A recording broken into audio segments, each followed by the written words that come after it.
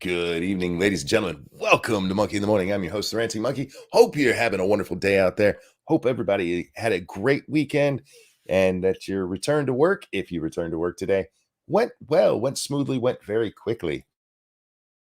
As for me, I had a decent enough day. All right, it sucked, but no big deal. I'm happy, and here we are to talk about all the stupid that I can talk about in 2 hours. And boy, is there a lot of it.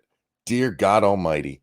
The top story. I don't know if you guys have been following the George Santos thing. I meant to talk about it the other day when I first read about it because this seemed a little bit fishy, and turns out, yeah, it was all real fishy. But there's so much else to talk about. We finally got what I've been waiting for. We got the Twitter files involving COVID, and they sucked. The guy who did this one should be fired. We got a little bit of interesting information, but it was just so poorly done. And it was almost done like I hate to say it this way, but regular news. Instead of giving us the evidence and showing this is what they said, we're just told. And we'll get to that later. But like, for fuck's sake, you have the files. Take screenshots. And what screenshots are there are fucking garbage. They're horribly done.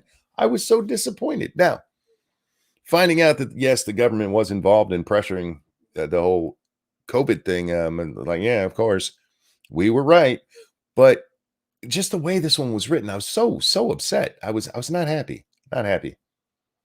I get angry easily, guys. That's not true. I'm actually a pretty calm guy. What else do we have on the docket today? Shit, I don't even remember. There's plenty, lots to talk about, and I guess we should just jump into the top story, right? George Santos, this lying piece of shit. George Santos is a representative elect in New York, in parts of New York I don't really give a shit about because I don't care about New York at all. But he ran as a gay Republican Jew, kinda, with a financial background at major companies and a college degree that he doesn't actually have. And it all started to fall apart about a week or two ago. I forget how long ago this was. But the New York Times writes a story. Here, let's get this story on the screen for you. You guys can see where we'll be reading from. It's this story here from the New York Post. Liar Representative-elect George Santos admits fabricating key details of his bio. And by key details, they mean pretty much everything. He really is. He's the new Biden. He made up everything, including maybe the gay part. We don't know. We don't know. I've never seen him actually suck a dick, so I can't tell you if he's actually gay or not. But we do know he was married to a woman. Now, that doesn't mean anything. I've told you guys before. The gayest guy I ever met used to be the straightest guy I ever knew. This straight-laced guy I worked with at Walmart. He quits one day, leaves his family, tells the world he's gay. The next time I see him, which is the last time I ever saw him, he was literally wearing a mesh shirt and a gold chain. He had gone from straight-laced to the biggest twink you've ever met. So it's possible, it's very possible that this guy was married and is gay now. I don't know. Maybe banging chicks turned him off of chicks. I have no idea. But given everything else, it's pretty easy to imagine that he even made up the gay part. He made up the Jew part. He pulled an Elizabeth Warren with that. He claims that his grandma was a Jew and that his mom was a Jew, but she converted. He's like, I never said I was Jewish. Well, you did kind of bring it up. And you're like, yeah, my mom told me. He literally pulled an Elizabeth Warren on this. Remember her? Like, no, my mom told me I was Indian. No, she didn't, you lying bitch. Anyway, yeah, this guy, everything he says, everything was a lie. His whole background. And now there's people like, oh, he should quit. He should leave. And I'm going to be honest. I think he should. I think he's a fucking piece of shit liar. However, the majority of people I see out there going, he needs to leave Congress, are the same motherfuckers that will defend Joe Biden and every goddamn lie he's told about himself. You're goddamn right. I'm going, Whataboutism. Absolutely fucking right. Because you're hypocrites. If you think this guy should quit, you should think Joe Biden should quit. That motherfucker literally had to drop out of an election for lying about his background. We've been over this. Motherfucker said he had 3 degrees. He barely got one, despite saying he had 3 degrees and graduated near the top of his class. If you think this guy should leave, you should think Joe Biden should leave. But we'll get back to that later. Long Island Representative-elect George Santos came clean to the Post on Monday, admitting he'd lied on the campaign trail about his education and work experience, but insisted that the controversy won't deter him from serving out his 2-year term in Congress. Well, why should it? Why should it? Blumenthal's still there. That lying piece of shit is a stolen valor liar. And he's still there. No, he should. Nobody cares. Nobody cares. Except for this guy. Except for this guy. I'm not a criminal, Santos said at one point during his exclusive interview. This controversy will not deter me from having good legislative success. I will be effective. I will be good. I mean, we'll have to take your word for it. And frankly, taking your word for it seems to be a bad idea, you lying bastard. Christ almighty, man. I do apologize. I'm wheezing a little bit. I was outside in the cold not that long ago, and whew, this guy's full of bullshit. Well, not full because he spewed a lot of it, Beth. He has spewed a shit ton of it. Yeah, this guy's a lying piece of shit. I don't support people who lie. I just don't. This guy should have the good sense to be like, I got in here on false pretenses. I'm leaving now.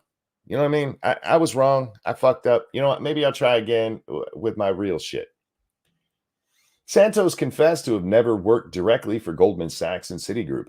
He said that he worked for Citigroup and then he went to work for Goldman Sachs. And the New York Times, they called Goldman Sachs and Citibank and they went, do you have any record of George Santos working there? And they went, who? Yeah. Whoopsie. He says that he worked for another a place called Link Bridge, where he was the vice president and he did business with both of the financial firms. Okay, I guess. I mean, I worked at Walmart and I did business with Pepsi and Frito-Lay and all kinds of different companies. So I guess I worked for all of them. I guess.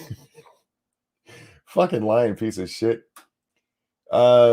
He admitted that he never graduated from any college, despite previously claiming to have received a degree from Baruch, I think is how you say that, in 2010. Joe Biden, ladies and gentlemen. He is the darker skinned Joe Biden. This motherfucker is going to be president one day. Watch. You just watch. I didn't graduate from any institution of higher learning. I'm embarrassed and sorry for having embellished my resume, he said. I own up to that. We do stupid things in life. That's not good enough. Look, man, I don't know if you would have won if you hadn't lied. I really don't. Because we can't know because you lied. You ruined that. What we do know is that you're a lying piece of shit. How did he think he wouldn't be found out? I don't know, Nuts. I really don't. I think it was Beth who asked earlier, why did he lie? There's the internet. I have no idea why this idiot lied. This fucking retard. It's not that hard these days to pick up a phone and go, do. Yeah, did George Santos work there? And they go, let me check my personnel. Nah, that we don't have any George Santos that ever worked here. Is he even actually a Republican or conservative? I have no idea. I don't know what he ran on, to be honest with you. I just saw a story 2 or 3 days ago, maybe 4 or 5. I don't remember. But I read a story about, these questions coming up, and he said that he would address them on Monday. So it was probably, maybe it was Friday that I saw the story. And yeah, he said, I will address it all Monday. And here it is. Thank you, Spud Gun. The Bolts are 13, Colts 10. Both of them must have scored really quickly. Because the last time I saw the score, it was 10-3. Anyway. Santos, elected to Congress on November 8th to represent the Long Island and Queens-based 3rd District, was also accused of lying about his family history, saying on the campaign website that his mother was Jewish and his grandparents escaped the Nazis during World War II. Santos now says he's clearly Catholic, but claimed his grandmother told stories about being Jewish and later converted to Catholicism. I never claimed to be Jewish, Santos says. I'm Catholic. Because I learned my maternal family has a Jewish background, I said I was Jew-ish.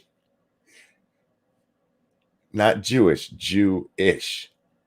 Like, kinda. He's Jew kinda.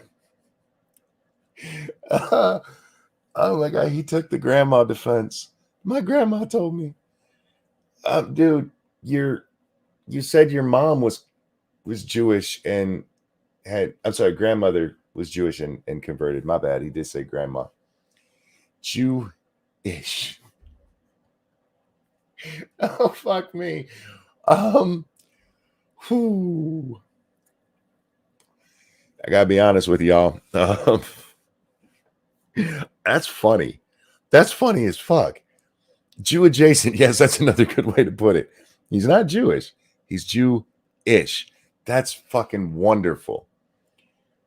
Santos, the first openly gay non-incumbent Republican elected to the House, also faced accusations that he lied about his sexual orientation, with the Daily Beast reporting last week that he was previously married to a woman until shortly before he launched his unsuccessful 2020 campaign against Democrat Tom Suozzi. I don't know how you say his name. Don't much care.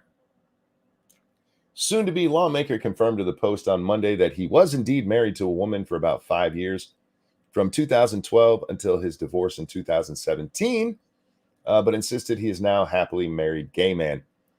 There's a little discrepancy there. The Daily Beast reported that he was married until near the launch of his 2020 campaign, which would, at the earliest, launch around 2019. And he says he divorced her in 2017. Maybe he was still banging it on the side, you know. Maybe he wasn't sure he was gay at that point. Maybe he was gay curious. I don't know. I dated women in the past. I married a woman. It's personal stuff, he said, adding that the relationship got a little toxic. See, this woman was such a bitch. She turned him off of women. She made him gay. Be careful, guys. Be careful. There are horrible women out there that will turn you gay. One day you're a happy heterosexual, and the next day you're so happy you're just gay. You're just like, I do not ever want to put up with a woman again. I would rather be butt fucked. And you don't want to go to prison, so your other choice is to just go gay. Here you go. I am very much gay. I am very much gay. Is that like being Jewish? Is he gay-ish? I'm just wondering. Gay-ish. I'm okay with my sexuality. People change. I'm one of those people who change. Could you change back? I mean, if the right woman came along, would you be like, ooh, I feel like a taco. Sometimes you feel like a nut. Santos also acknowledged being a deadbeat tenant in Sunnyside, Queens, where the Times reported he was ordered by a judge to pay more than $12,000 to a former landlord who claimed non-payment of several months of rent, as well as that Santos had tried to pass a check that bounced. On Monday, Santos claimed at the time of the lawsuit his family was deep in medical debt from his mother's cancer battle. We were engulfed in debt, he said. We had issues paying. This has come up because he claims to be, this kind of financial kind of guru, working at Goldman and working at Citibank. Really good, but he never had the kind of money that you would be making at those companies. Instead, he, ended up in massive debt. We had issues paying rent at the time. It's the vulnerability of being human. I'm not embarrassed by it. Well, good for you. Good for you. I mean, look, cancer treatment's expensive, guys. It is. Santos said his mother died of cancer on December 23rd, 2016, after living with him at the Queen's apartment, and acknowledged the judgment against him. Asked if he ever if he actually paid the heirs. Santos admitted, "We didn't pay it off. I completely forgot about it." You forgot about being $12,000 in debt? You forgot.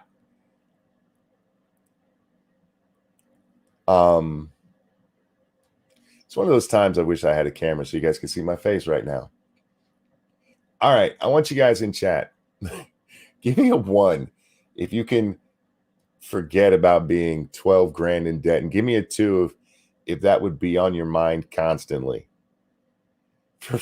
Sounds like he was born to be in Congress. No shit. That $12,000 that a judge told me I absolutely have to pay completely slipped my fucking mind. That whole court thing we went through, I forgot. One day I was thinking about it, and the next day I just wasn't anymore.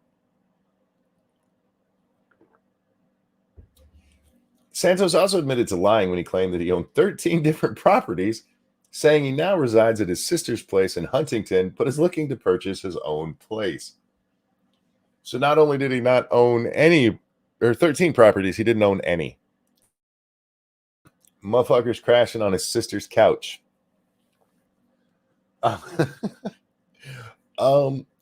Look, I don't think he should be kicked out of Congress for this. I want to be honest here, okay?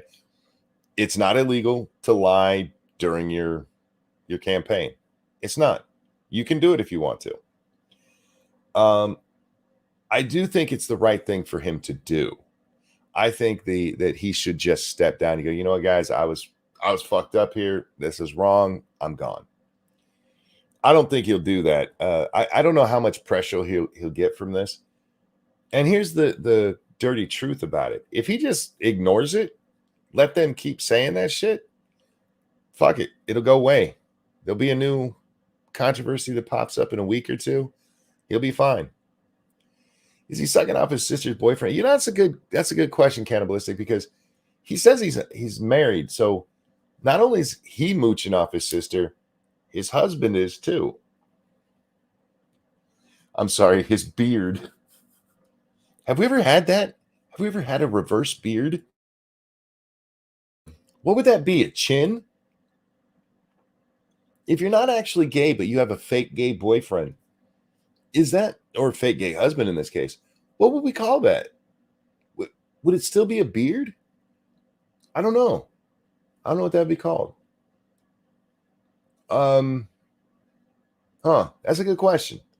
I wish I had a better answer. I wish I was clever enough to come up with something. George Santos does not own any properties, he said. A false mustache, that's good. Oh, Jack's here right in time for me to ask him. Okay, Jack. Hi, Jack. How are you? Jack, we can't hear you. Jack will be back in a moment when he gets his sound. I'm going to have to ask him this question because he's a smarter man than I when it comes to these things. Jack? Hello. There you are. What's up, my friend? Yeah, my system's running like shit. I'm okay. Whatever. How you doing? I'm all right. Thanks for asking. I appreciate it. Yeah. I need your expertise here. And when I say expertise, I just think you're very clever at things. Oh. I'm not insinuating you're gay. You'll understand in a minute. Oh, okay. When it's a gay guy and he's hooking up with a chick, we call it a beard. Uh-huh. If it's a straight guy who's pretending to be gay, what would we call the gay guy that he's hooked up with? Would it still be a beard? No. There's got to be a name for it, though. Yeah. See, there should be something. Somebody suggested toupee. We saw false mustache. I both of those are pretty good. But, I mean, what we're talking about is George Santos. And, Jack, I don't know if you know about this guy. He's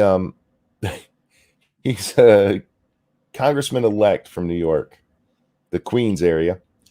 And it's turned out everything he told people about his biography is fake.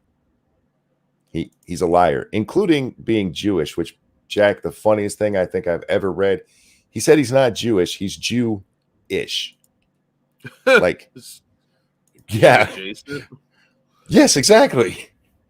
Which may Wow, be he's one like of the Whoopi funniest things Goldberg. I've ever. I've never even fucking heard of something like that before. Yeah, But it's the Whoopi Goldberg effect. everything that he said on the campaign trail, he lied about his work experience, he lied about his college, he lied about um, being gay, kind of, because he used to be married. He might be gay now. We don't know. He lied about owning properties. He doesn't even own any. He said he owned 13. This is the part we just got to. He said he owned 13 properties. Turns out he owns none, and he lives in his sister's house. Wow. Yeah. Is this some This sort guy, of like? Is this an Ilhan thing? this is a guy going for Biden's record of bullshit. I mean, Is he banging his sister? he might be. I don't know. Well, I mean, he says he's got a gay husband, so I don't fucking know what he does with his personal life. Snubber, thank you. Incidentally, there are terms for LGBTQ in denial. I don't know gay men one, but people in denial of being trans are referred to as eggs. Why eggs? I don't know if we want to know. Because they're in a shell and they haven't broke out yet. I don't know. They got a yolk inside. I don't fucking know. Maybe they're like those eggs that Gwyneth Paltrow sticks in her cooter. Santos was defiant on one point, denying an allegation raised by the Times that he had an unspecified criminal charge filed against him in Brazil. Now, this is reportedly he had to leave Brazil in a hurry because he'd done something illegal. Nobody's quite sure what, but he left before he could be arrested. And this is him denying that part, which, look, man, he's been so honest so far. Of course, I believe this. If this guy says it, then it's true. He says, I'm not a criminal here, not here or in Brazil. I think he's Dr. Seuss. I'm not here or in Brazil or any jurisdiction in the world. Absolutely not. That didn't happen. The incoming congressman dismissed concerns that his lies will impact his effectiveness representing New Yorkers in the lower chamber. He said, I campaigned talking about the people's concerns, not my resume. You did both, sir. You're a lying piece of shit. That's what you are. If he's been lying about all this other stuff, why would we believe that he doesn't have criminal charges? Look, man, because he's coming clean. He's out of the liar closet. I intended to deliver on the promise I made during the campaign. Fight crime, fighting to lower inflation, improving education, he added, saying that the people elected me to fight for them. No, they elected the guy you said you were. Yeah. And again, guys, I don't think Congress should kick him out. I think he should be a man and quit. I think he should step down. And yes, I realize that would probably give the Democrats one more vote in the House, but this guy's a piece of shit. Yeah. He is Joe Biden 30, 40 years ago, whatever. 10 minutes. I came to DC to bring results on those issues, and that's what I'm gonna do. And you know what, Jack? I've mentioned a couple of these people. I mean, we know Blumenthal, he's a fucking liar. Yeah. Joe Biden, we know he's a fucking liar. So there's a whole bunch of people in the press right now who are all blowing up about this, who can all go fuck themselves. This guy's a piece of shit. He should step down.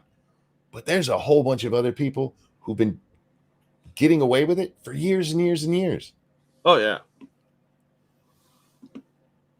Joe Biden claimed he had 3 degrees. He claimed that he was almost arrested with Nelson Mandela.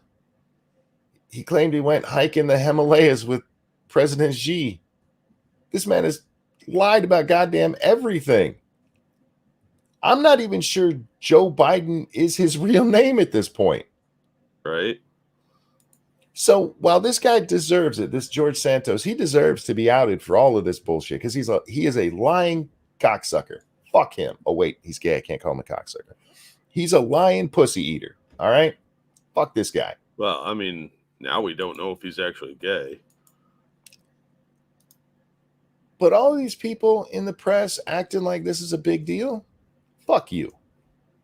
Fuck you. You covered for Joe Biden all through the goddamn election. And you knew it was lies at that time. And you still covered for him. And you're going to pretend that you give a shit about this? Fuck you. You care because he's a Republican. That's why. Yeah. The press can go fuck themselves. Seriously. The New York Times had the balls to be the ones to out this. Meanwhile, they're out there spinning beautiful tales for Sam Bankman-Fried. Why? Oh, that's right. He donated to the right people. Yeah, maybe he was an Islamic scholar as well. Yeah, fuck these guys, man. I really don't care about this guy, and I really do think he should step down. He may end up, part of an ethics investigation or something. Kevin McCarthy could kind of force him out if he wanted to. Truth of the matter is, if he just lets it blow over, it will blow over. Yeah. Yeah, and he'll pull the same shit on re-election time. Saying how, the press came after him and all this. Yep. And he'll probably lose his next election. We're talking about a fairly liberal area anyway. Well, liberals do like liars and the gays. They do, but they like control more. And yeah, they'll vote him out just based on that. He's gonna be a one-termer anyway. But dude, have some fucking respect for yourself and respect for the people and step down, because you got into office by lying. You did. You can pretend all you want to that people voted for you just because you said you were going to be tough on crime. In Congress, I don't understand how that happens. To fight inflation, sure, okay, these are things, but they also do it based on who you tell them you are, and you lied about all of it. All of it. Nothing this guy told him was true, Jack. So yeah, fuck this guy. That's right in Congress. He really does, unfortunately. That's part of what pisses me off with the press, going after him. And again, I'm glad they are, but they should do it to all of them. They don't care when it's the side that they like. I'm seeing people like, who was it? Fuck, what is that ugly bitch's name? Anna Navarro. She's like, Republicans, they voted a liar into the presidency, so it makes sense that they would vote a liar into Congress too. Like, God. Are you fucking for real right now? That's the laziest thing I've heard in a while. We just read probably 8 lies from Santos. I could pop those off on Joe Biden without even having to look anything up. Yeah. Tell me about his coal mining days. Tell me about his truck driving days. Scranton. Tell me about Scranton. Tell me about going and hanging out on the porch with some black people. Which, by the way, Joe, porch, black people, just stay away from that. Well, love is love, monkey. That's what his dad told him when he saw 2 gays in the 50s or something. Piece of shit liar, man. Our press is trash, man. They're just garbage. Because if they held everybody to the standard, maybe Congress wouldn't be such shit. Maybe we wouldn't have liar after liar after liar in positions of power. Oh, yeah, corn pop.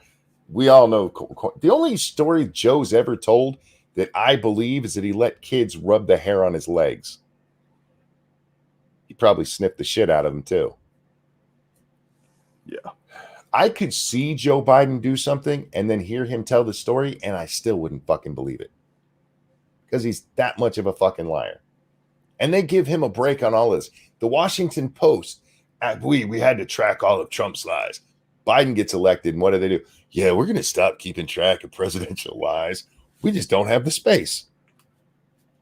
No, that's not what they said. It was Joe Biden doesn't lie. That's what it was. He's too perfect, monkey. He's a good guy. He might get some stuff wrong right now. He occasionally says the wrong thing. The man's a fucking liar. And he has been his whole career. And they all covered for it. Every one of them. But he graduated with 3 degrees at the top of his class. Yeah. On a full ride scholarship. Don't forget that part. Oh, yeah. It was a partial scholarship. He finished within the bottom 6, if I remember correctly, with 1 degree. He plagiarized. And they want to pretend that this George Santos guy is a problem. He is. But he's emblematic of the problem that goes on already. Yeah. Blumenthal should have been run out on rails for the shit he pulled. Motherfucker lied about being in war. He is a stolen valor piece of shit. And he's considered one of the elders of Congress now. But doesn't matter. Doesn't matter. Oh, what a piece of shit. They're all pieces of shit, Jack. I don't like any of them. Well, they're politicians, kind of a definition for them. Why lie? It makes a much better story if he just told the truth about his humble beginnings and his humble current. And instead, no, I'm a real estate mogul who he didn't even graduate college, Jack. Wow. And he gave the name of the college. That's the stupid part. I went to Buck Roche or whatever the fuck it was called. Baroche, Raboche, I don't know. You didn't think somebody would look that up? Especially since you're a Republican? At least pick a college that had a records facility burned down so you could say, no, they just don't have any records anymore. Yeah, or place someone out of business. Like, I went to DeVry. Right. I went to ITT. Are they still around? I don't know. Man, those commercials used to be on all the time. ITT Technical Institute. Come here, you'll be rich. One of them went bankrupt because their degrees were basically worthless. Yeah, I mean, pick one that's not around anymore, for fuck's sake. No, he's like, I went to that one. Dumbass. I worked at Citibank. You don't think they keep records of who's worked there, dumbass? You gotta say, like, I worked at Enron. There you go. Although I worked at Enron probably is not good on a resume. Hey, if you're gonna lie, at least make it believable. Donald, of course we can do that. It's Ricky's birthday. Ricky, this is for you. And a 1 and a 2. Happy birthday to you. Happy birthday to you. Happy birthday, dear Ricky. Happy birthday to you. Happy birthday, Ricky. I hope you have a good one. I really, really do. Happy birthday. Yeah, I'm always happy to pause a rant for a birthday, unless it's somebody lying to me. I just don't understand how this guy thought he'd get away with it. I don't understand why the press is pretending they actually give a shit. Well, I do. I don't understand why people fall for the press pretending they give a shit. I don't know. There's a lot of people that still buy pretty much everything the press is selling. I'm not into the team sports. I'm really not. Republicans, if you were out there defending this guy, stop it. He's a piece of garbage, man. He is exactly what Joe Biden is. And if you're going to go after Joe Biden for his lies, you can't let this asshole off for his. Now, you can play whataboutism because there's plenty of it to go around. But actually, this guy, you should be calling for him to step down because he's a piece of shit. Democrats, shut the fuck up. You got no time. No room to talk. Literally zero.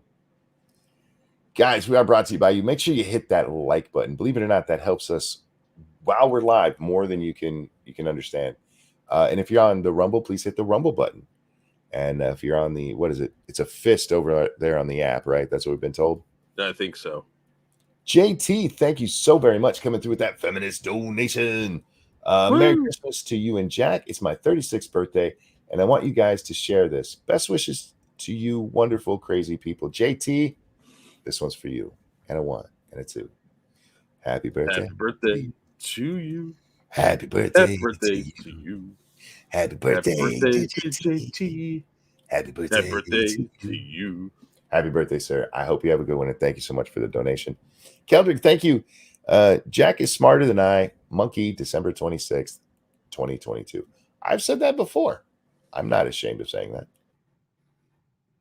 You know, Jack, I was thinking earlier tonight, and it was partially, Why? well, because I do.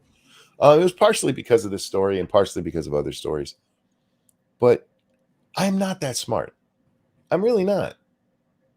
I don't I don't consider myself all that intelligent or special when it comes to thinking. You know what I mean? But we get shit right all the time. And it's because we don't bullshit. I think that's a lot of it. If you just are honest with yourself, you can avoid a lot of the nonsense out there in the world. Whether it's scams, because you and I were talking, we've been watching the CoffeeZilla. I've been binge watching CoffeeZilla, man. And there's so many of these people when they get scammed and it's pointed out that it's a scam, they're like, no, it's probably going to be okay. No, you're just wrong. They refuse to see that they were scammed. And I saw this up close and personal at Walmart, because at Walmart they had a rule where you couldn't send money to Nigeria anymore. Mm-hmm. And we had people come in and they're like, I need to send this money. And you see where it's going. Like, I can't send this. And they get mad. Like, what do you mean? They're like, well, there's known scammers over there.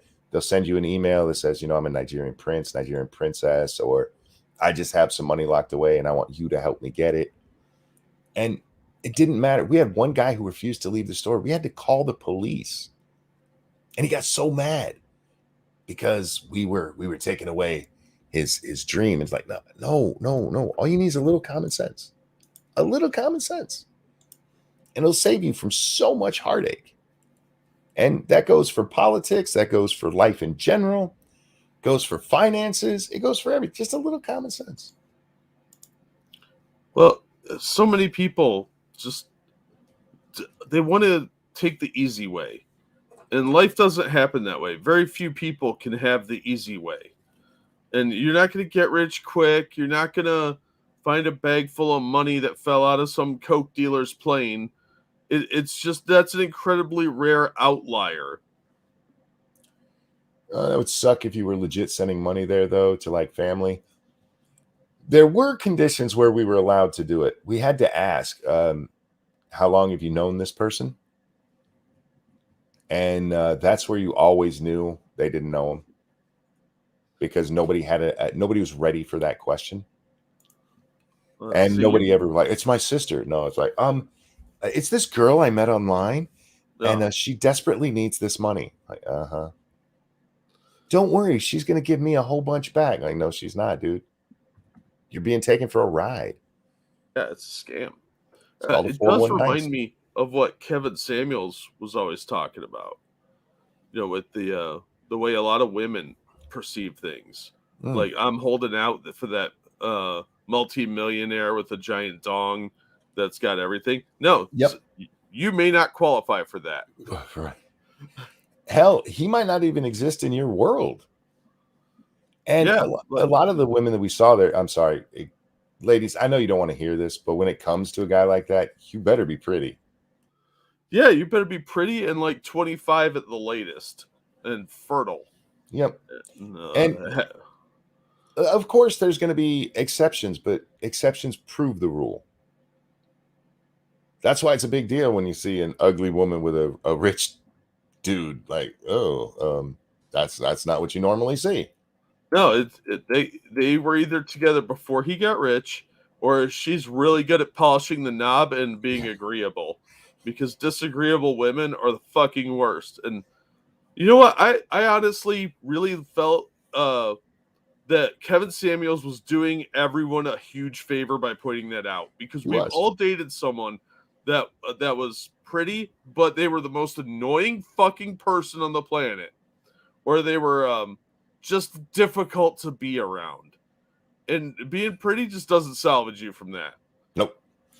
And pretty girls are a dime a dozen. They really are. Yeah. Anyhow, I wanted to point that out. We're not that smart. I hope you guys listen to us and that we help you guys, see the light on some things, but we're really not that smart. We just pay attention and apply simple common sense. I'm that smart. Don't listen to him. I've talked to you. No, you're not. Don't take any advice from me ever. Yeah. Look, there's times we'll give you advice that is real advice, but if you take it, that's on you. Yeah, that's all your fault. I heard that George Santos was a Nigerian prince. We have no evidence he's not. Well played, Jeff. Well played. He No, just but has fuck some all money these guys. locked away, and he needs a little bit of money to pay some fees off. Oh man, It's amazing how many people these days fall for these get rich quick schemes. It's not because they're stupid; it's because they're trying to take the shortcut. Yep. There are no shortcuts in life. If you find a shortcut, it's a fluke, and it's an outlier. Some Do of not these assume that's going to that you are somehow entitled to an easy life. some of these shitbags will even tell you, "Hey, no, get rich quick is the only way to do it." I saw a dude doing that. Like, for real? Yeah, no, that's delusional. That is absolutely delusional. The only way that works is if you have an in with somebody. Like, if you get in, you have a friend who's about to do a scam, and they get you in at the top floor of that multi-level marketing. Maybe. Otherwise, no, you're gonna get robbed. Stop doing stupid shit. So your advice is don't take your advice. Yeah, you figure it out. Schrodinger's advice. I can say that word. All right, Jack. We got other stuff to get onto. Jamie Raskin. God, I hate this prick. Well, he spent the last year plus telling us how Donald Trump almost destroyed our country, and it was gonna make it so it wasn't the same. Democracy was in danger. He's now out there telling us we need to get rid of the Electoral College because it's dangerous to Americans. Dangerous to Americans in what, Los Angeles, Chicago, and New York, because they're the ones that would be telling everybody what to do. Yes. He said, if you listen to Jefferson, even he said not to take the Constitution all that serious. What? Yeah. What is his exact quote? Hang on. I'm supposed to tell you Bolts 20, Colts 3, 8-15 in the fourth. Sweet. Maybe they'll pull out a win. They're on the edge of getting into the playoffs. We'll see what happens. Where was that? The Jefferson part. I know I read it in here. Was this like Tommy Jefferson, a dock worker or something? No, here it is. Raskin said former President Thomas Jefferson. I love how suddenly he's former president, not racist Thomas Jefferson. Yeah, not racist, slave owner. Slave owner Thomas Jefferson, a founding father, deplored the sanctimonious reverence with which some people look at the work of the original framers of the Constitution.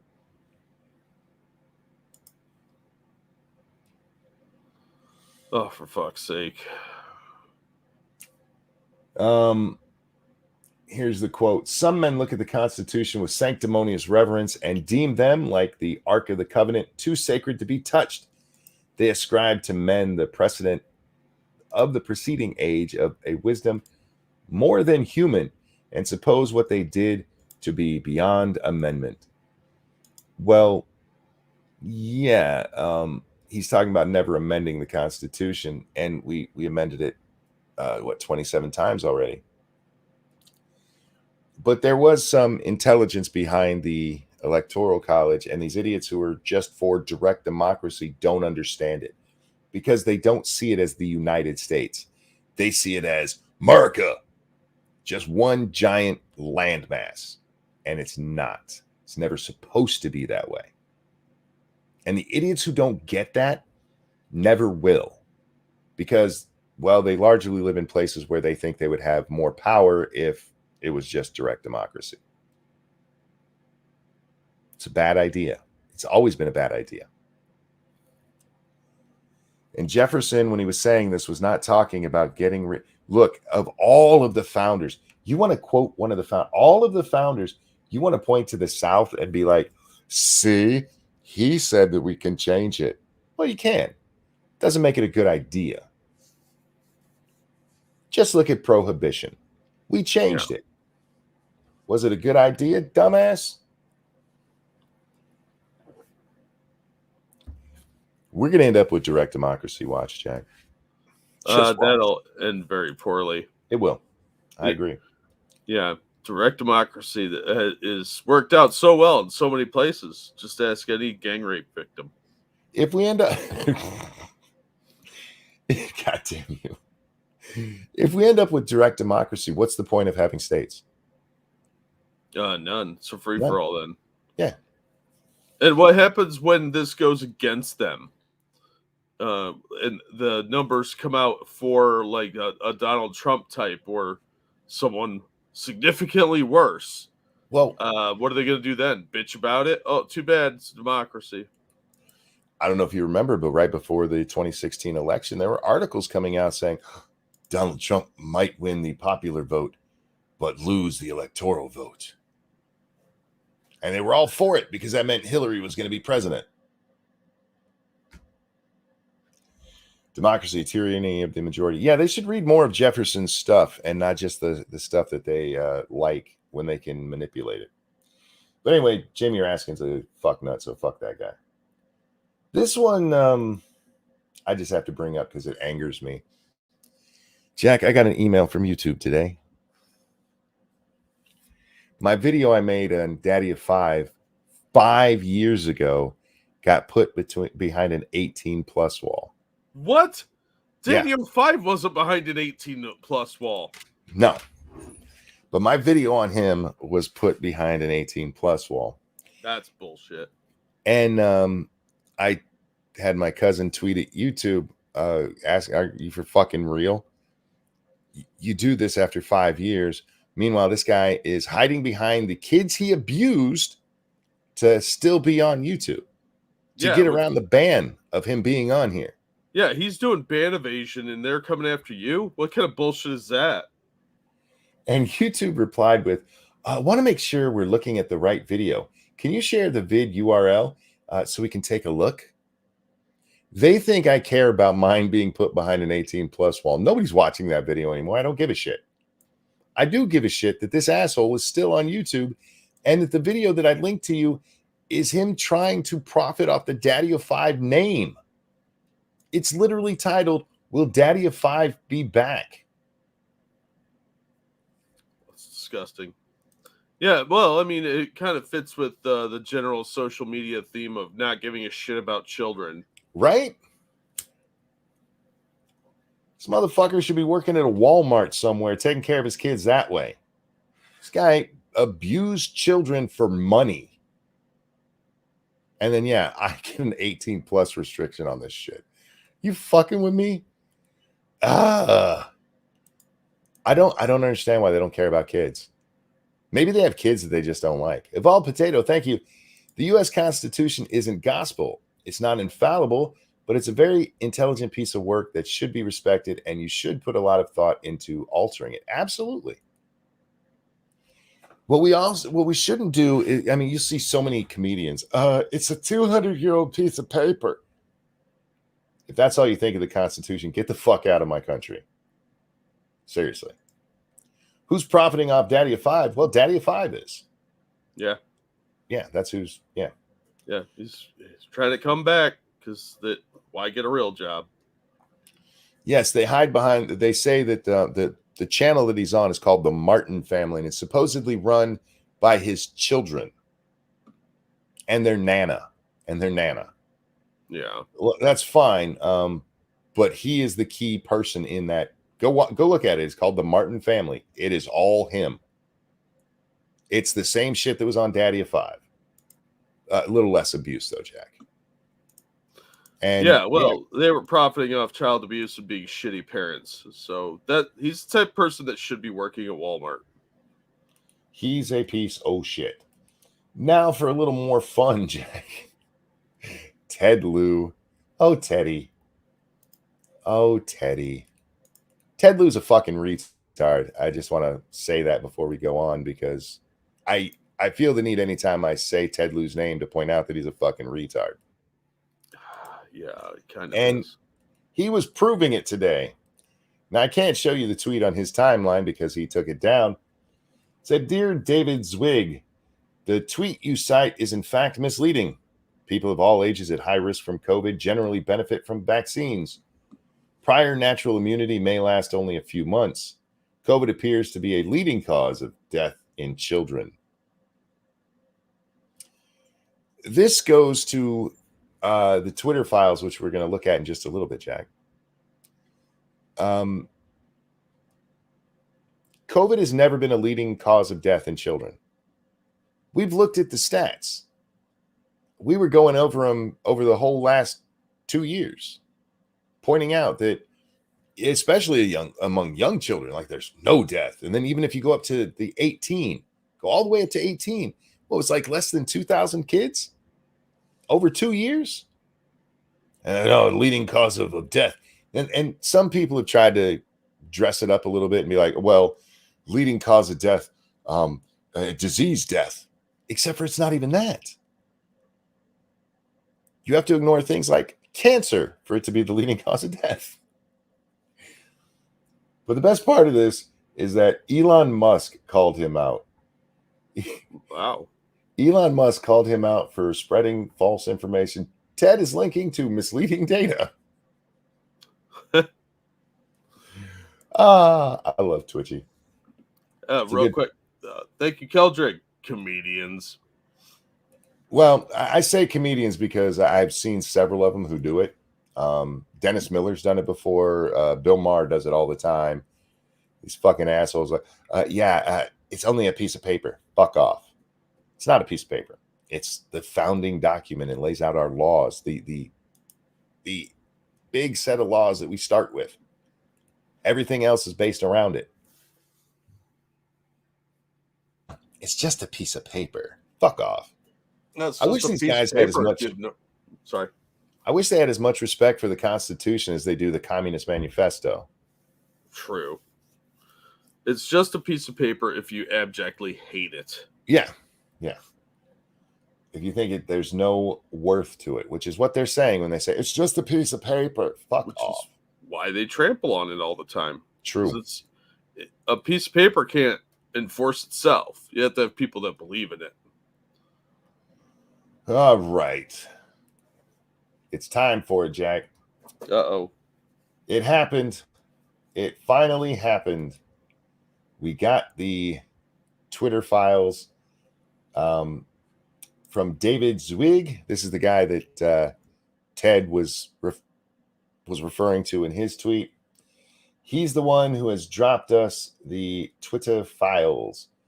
And today, instead of reading them on Twitter, we're going to read them on the Free Press, which is Barry Weiss's paper, online newspaper, Jack. And one of the reasons I want to do it this way is because you get to see what I'm talking about. Jack, I don't know if you read this Twitter dump, but I don't like how this guy did it. He tells us more of the story than showing us, where Matt Tiabi, he might have occasionally repeated some shit. At least he was showing you the screenshots. Mm-hmm. He's like, look, here they are arguing about it. In this, he just tells us that they argued about it. He also is very, very, very bad at sharing screenshots. Several of these are obviously taken with his phone and then uploaded to his computer instead of just taking a screenshot from his fucking computer. How fucking lazy, man. Don't give this guy any info. He's fucking useless.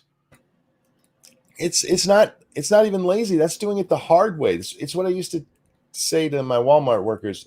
Be smart lazy if you're going to be lazy. Yeah. Work smarter, not harder. How Twitter rigged the COVID debate.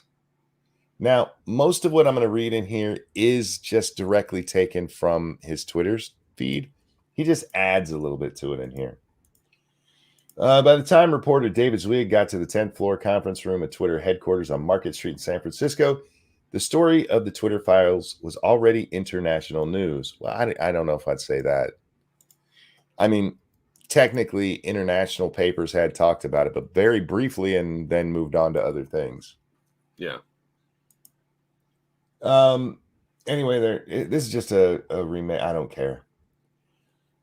I'd always thought a primary job of the press was to be skeptical of power, especially the power of the government. But during the COVID-19 pandemic, I and so many others found that legacy media had shown itself to largely operate as a messaging platform for our public health institutions. Yep, 100%. The part I don't get is how it took COVID to make you understand this. Literally, Obama held meetings to tell the press what to talk about. That was just game plans. I don't know. It's not even conspiracy. It's known. This often included other countries' response to COVID I jumped way down. Those institutions operated in near total lockstep, in part by purging internal dissidents and discrediting outside experts. Twitter became an essential alternative. It was a place where those with public health expertise and perspectives at odds with official policy could air their views. Well, maybe for a day. And where curious citizens could find such information. This often included other countries' responses to COVID that differed dramatically from our own. I will give them that. Because we still were able to, tell people, hey, the Swiss aren't doing it this way, and they're having a much better result. And they're like, no, here, look.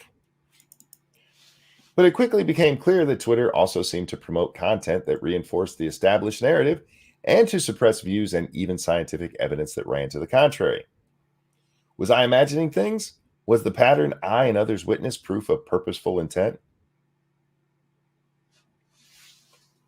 I get that he's trying to tell a story here, but he should be slapped for even asking that. Yeah. Like, for real? Are you serious right now? Oh, God. That's like asking if you should wear a condom when you fuck a hooker. Yes. Just yes. I wasn't sure where you're going with that one. Always yes. You know what? That's probably on my mind because twice in the last 2 days, I've seen herpes trending on Twitter. Why? Stay away from dirty people. Not just dirty people have herpes. No, it's people who sleep with dirty people who get herpes. Stop doing it. The herpaderp. If you notice scabs, don't fuck it. Jesus.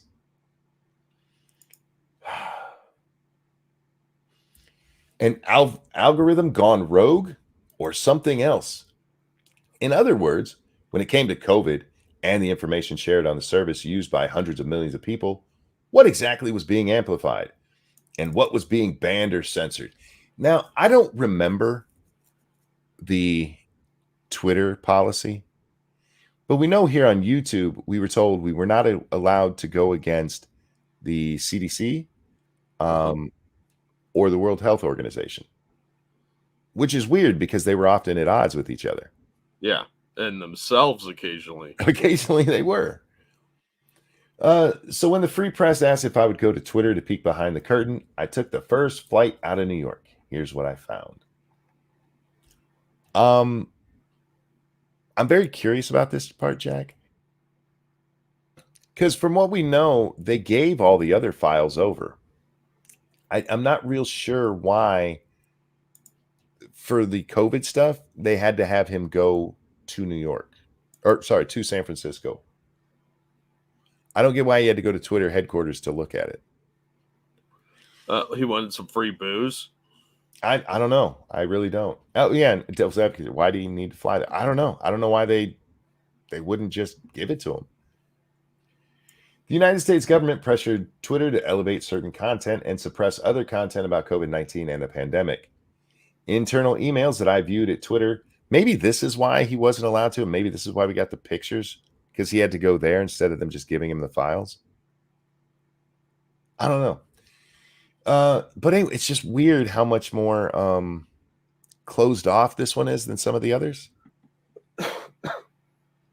I mean, we had the FBI files where they're actually talking about, the FBI getting involved in election interference. And they shared that one just fine. But when it comes to the COVID response, like, we got to be a little careful with this one. I wonder how many people involved in the COVID response still work at Twitter. It's a good question. Thank you, Snubberth. Speaking of Twitter, Herpes, Keffels, and the anti-Kiwi brigade spoke out again against a trans supporter who turned out to be a predator. Everyone but them under that bus. I will have to look that up, Snub. That's all news to me, so I will definitely check that out. I like my drama shit. Yeah. Yeah, thank you, dude. I'll check that out, and thank you for the donation.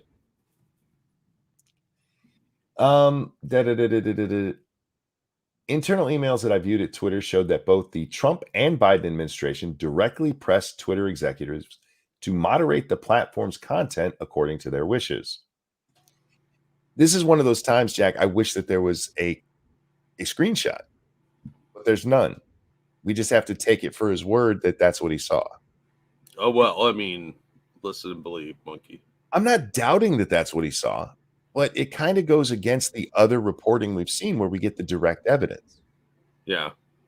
So I'm not doubting what he says. I wish there was more actual information given to us, especially on this one because of all the shit. Yes, the election interference, horrible. I'm not disagreeing with that. But this one, to me, the power that the government showed here, the absolute power to just shut down anybody who disagreed, regardless of what common sense or medical sense or anything else told you, just shut you down. At the outset of the pandemic, the Trump administration was especially concerned about panic buying and sought, quote, help from the tech companies to combat misinformation, according to emails sent by Twitter employees in the wake of meeting with the White House. One area of so-called misinformation run on grocery stores. The trouble is that it wasn't misinformation. There were actual runs on goods. Yeah, we all saw it. Toilet paper was, probably the one that lasted the longest, but we saw it on hand sanitizer, of course, masks and all that kind of stuff. We saw it on non-perishable foods, tons of it. And the White House was like, could you please tell people that's not happening? I don't know who in the Trump administration was responsible for that, but go fuck yourself. And it wasn't just Twitter. The meetings with Trump White House were also attended by Google, Facebook, Microsoft, and others.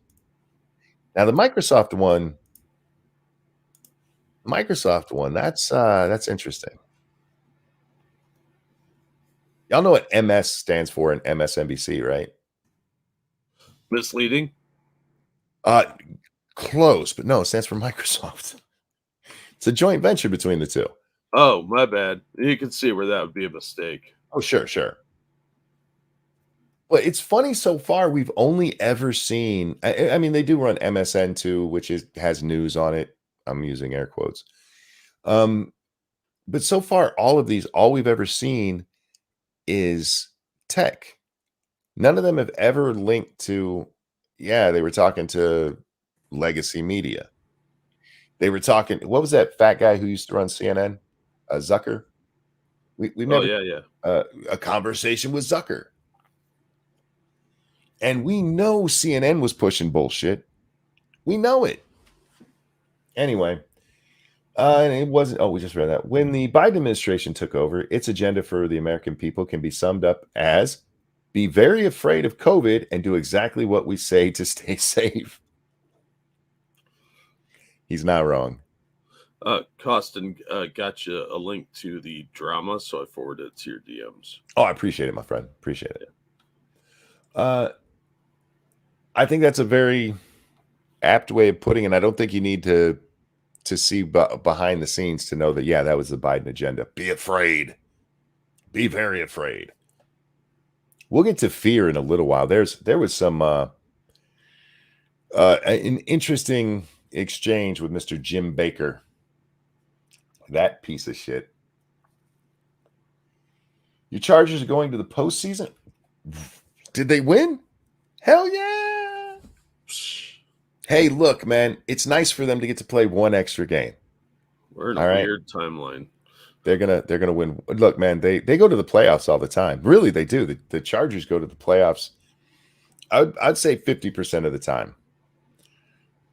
They win in the playoffs about 3% of the time. It's not unusual for them to get there. It's unusual for them to stay there. All right. Where are we at here? In July 2021, then U.S. Surgeon General Vivek Murthy released a 22-page advisory concerning what the World Health Organization referred to as an infodemic and called on social media platforms to do more to shut down misinformation. You know, the misinformation narrative, it pops up around the election and COVID, which happened at the same time. COVID by this point had been going on by July of 2021 in the United States had been here for well over a year. And we'd already heard the whole misinformation bullshit. And they applied it to the election too. Misinformation. Nobody ever talked about this shit before those two things. Nobody was out there in 2016 going misinformation. It's all a way to shut you up. It's all a way to say, hey, we don't want you talking about that. Well, speaking of which, you got the warning on there? Yeah, where it says the 2022 election. Yeah. Yeah, it's because I'm mentioning the congressman there. And Joe. Yeah. The big guy. The big guy. 10%. We're asking them to step up, Murthy said. We can't wait longer for them to take aggressive action. That's the Surgeon General telling social media companies to do their job, to do the administration's job of selling this bullshit. Look, guys, you're not allowed to talk about this shit because if you do, you might pay attention to the fact that only fat and old people are dying. Remember that one statistic that came out that so many people got wrong, where it said only 9,000 people have died of just COVID? That was it. Out of 100,000 or so at the time, I forget what it was. It was quite a bit of that. Only 9,000 had no other comorbidities. And even in that case, we don't know how fat those people were. I feel seen. Thank you, Mr. Yes. That's not what he wanted to cook. Who's cooking? Cooking up the books. Cooking meth. I don't know. People cook lots of stuff. That's the message the White House had already taken directly to Twitter executives and private channels. One of the Biden administration's first meeting requests was about COVID, with a focus on anti-vaxxer accounts, according to a meeting summary by Lauren Culbertson, Twitter's head of U.S. public policy. I think it's the first time we've seen her name. They were especially concerned about Alex Berenson, a journalist skeptical of lockdowns and mRNA vaccines who had hundreds of thousands of followers on the platform. This is a bullet point from Culbertson about a meeting that she had. See the picture here? This is obviously taken from with a camera, taking a picture of a screen. Oh, for fuck's sake. He doesn't know how to do screenshots? Well, maybe he couldn't do them. Maybe they only let him look at it on their computers. I'm trying to be charitable here. I don't know, man. That sounds weird.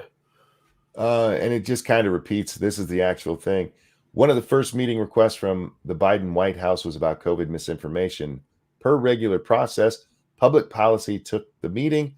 Biden staff focused on vaccines and high-profile anti-vaxxer accounts, including Alex Berenson. I want to get to a point where they're having meetings about me on Twitter. Probably be for shit I said. Well, at this point, man, I'm ready to fly out to San Francisco to discuss the Ranting Monkey account because they just rejected me again. What? Yeah. That's bullshit. Don't worry, there's already a new appeal. I'm going to win one of these, Jack. I only need to win one. By the summer of 2021, the day after Murthy's memo, Biden announced publicly that social media companies were killing people by allowing misinformation about vaccines. Just hours later, Twitter locked Burnson out of his account and then permanently suspended him the next month. Burnson sued Twitter. He ultimately settled with the company and is now back on the platform. As part of the lawsuit, Twitter was compelled to provide certain internal communications.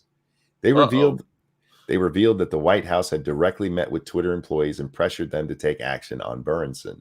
Jesus Christ. You had this is free speech violation right there.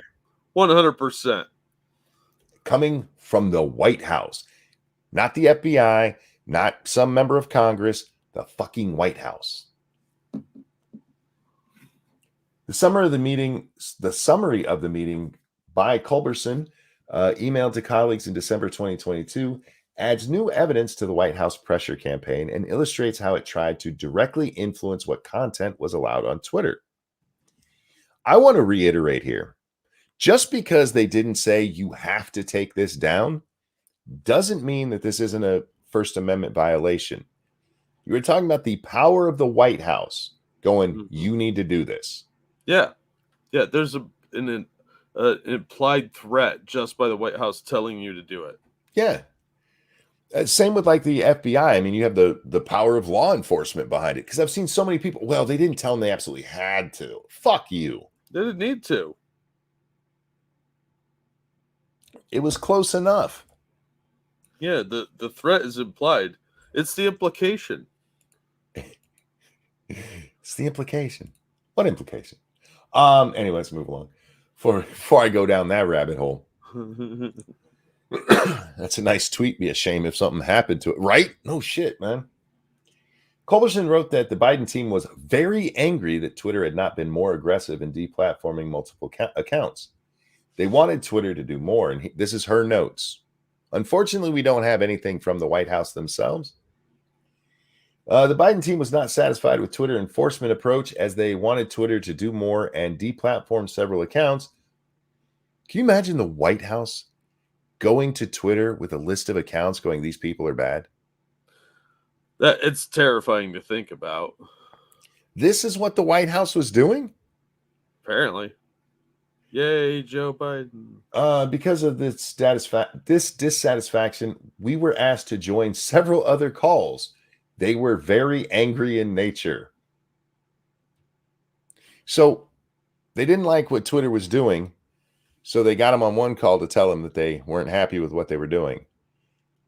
And so they brought him onto other calls to reiterate how unhappy they were. See, that sounds more and more like a threat. It absolutely is a threat. I don't think you understand. We are most displeased. This is a pressure campaign. Yeah. Twitter executives did not fully capitulate to the Biden team's wishes. An extensive review of internal communications at the company revealed that employees often debated moderated cases in great detail and with more care for free speech than was shown by the government. I have so much trouble believing that. Yeah, I do too. This is one of those cases where I would have liked to have seen proof. And this is what I was talking about earlier. We saw some of the internal deliberations about banning people for election interference or election misinformation. We saw it with the FBI, with Yoel Roth going, yeah, no. I would have liked to have seen some of them here. Just give me one example. That's all I need. But Twitter did suppress views. This is why I need to see your proof, homie. Twitter did suppress views, and not just those of journalists like Berenson. Many medical and public health professionals who expressed perspectives or even cited findings from accredited academic journals that conflicted with official positions were also targeted. As a result, legitimate findings and questions about our COVID policies and their consequences went missing. We saw so much of this shit. Oh, yeah. Actual doctors getting booted off the platform. Real studies where they'd be like, oh, yeah, sorry, that's misinformation. Why is it misinformation? Because they said They so. they're still pushing the nonsense with no backing whatsoever that you can pass it Symptomatic. symptomatically. God damn it. Asymptomatically. There's no proof of that. The studies that show it are so goddamn, let's call them Questionable. questionable. That's a good word. So fucking questionable as to be a joke. They can the number of people in the studies are so fucking ridiculously small. The original one came from, I think it was either Singapore or Philippines, somewhere around there. It was one family, literally one family. But they're a really big family because they're Filipino. And they're like, no, this one girl, she's the only link between all of them when they got it. And that was their proof. Didn't show she had it, which would be her being asymptomatic and spreading it. That was the first study that they had on this shit. And that was allowed. But studies showing that things like mRNA vaccines are causing heart problems. More and more of these studies popping up. Oh, don't talk about that, man. You're gonna make people not take the jab. Do you remember how much shit Joe Rogan got for saying if you're under 25 and you're healthy, you probably shouldn't take it? Yeah. He was 100% right. 100%. 8-pack.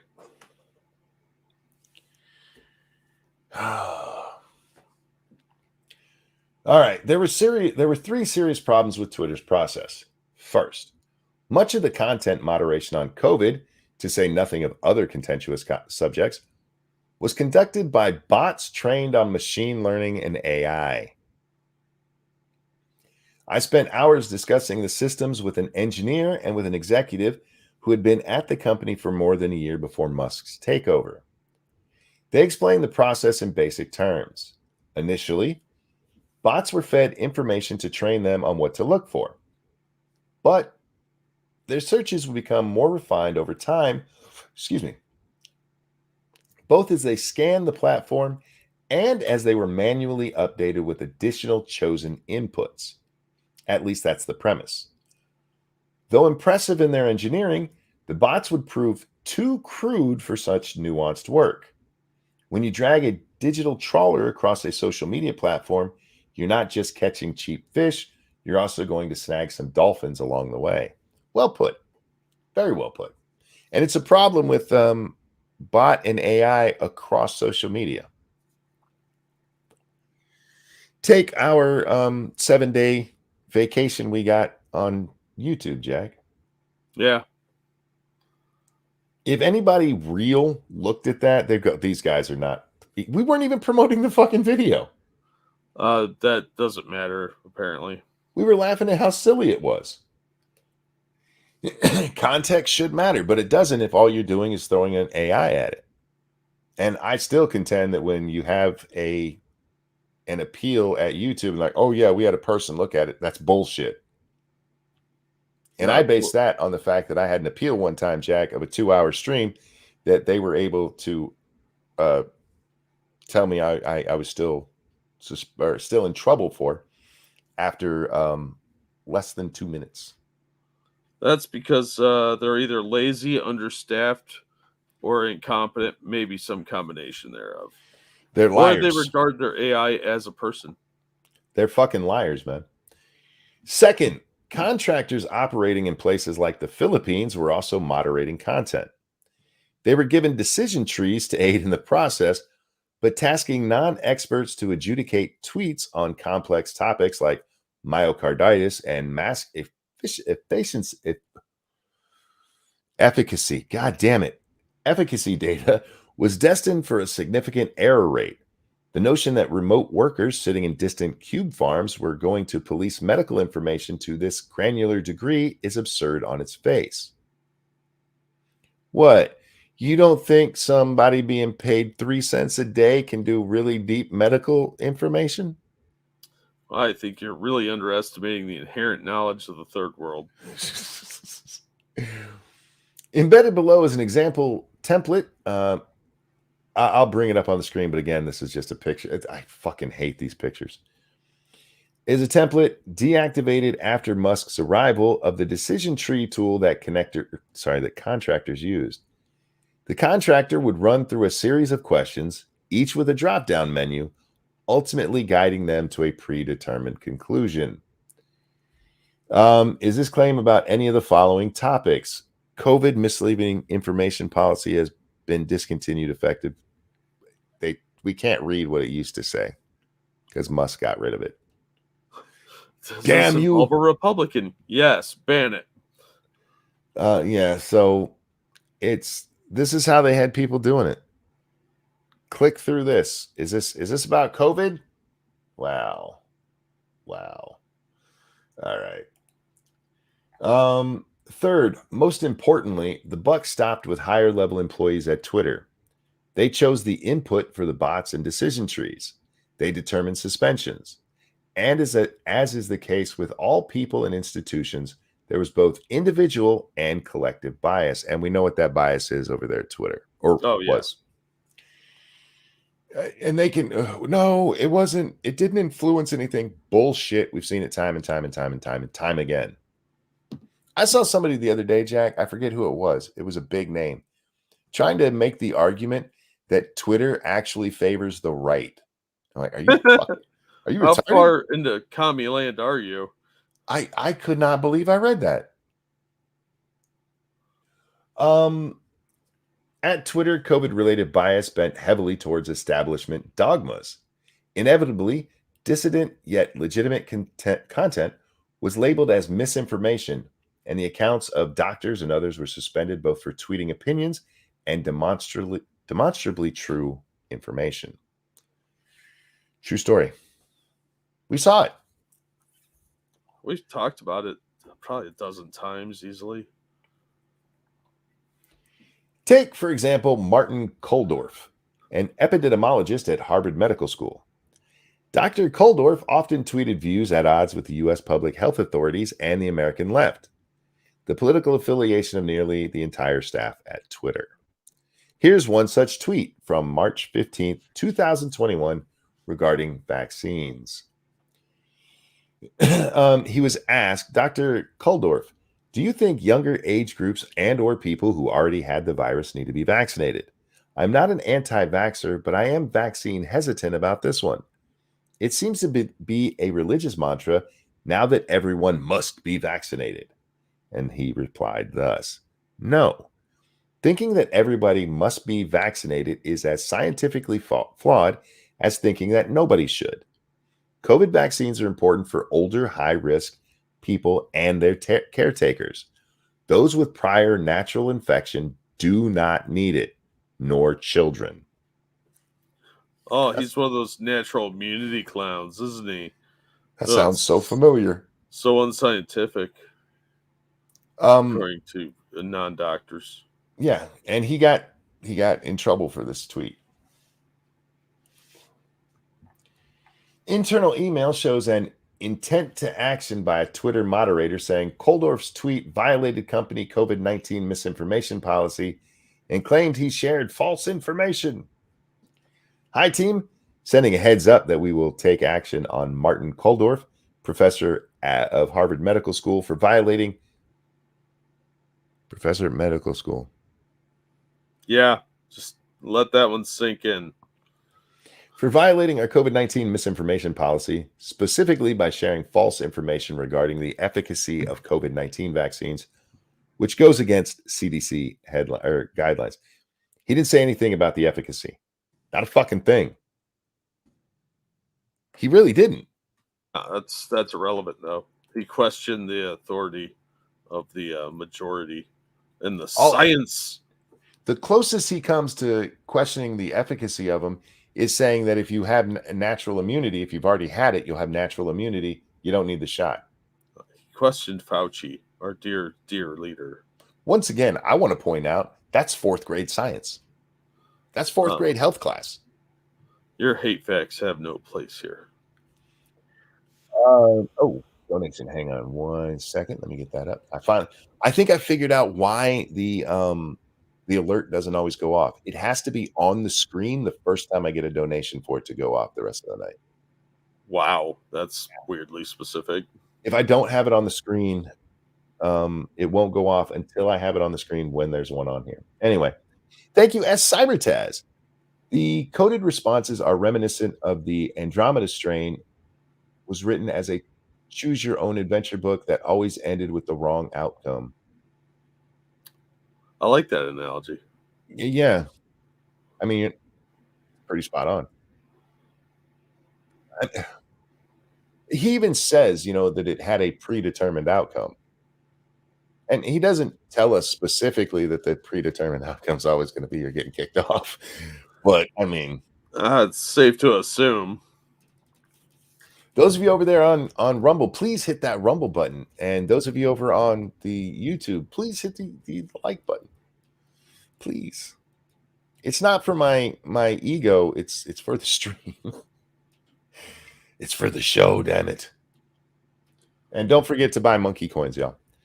But Kuldorf's statement was an expert's opinion, one that happened to be in line with vaccine policies in numerous other countries, as well as how we deal with the flu shot. There's video of Anthony Fauci being asked, "Hey, if you got the flu, do you need the flu shot?" And you know what he said?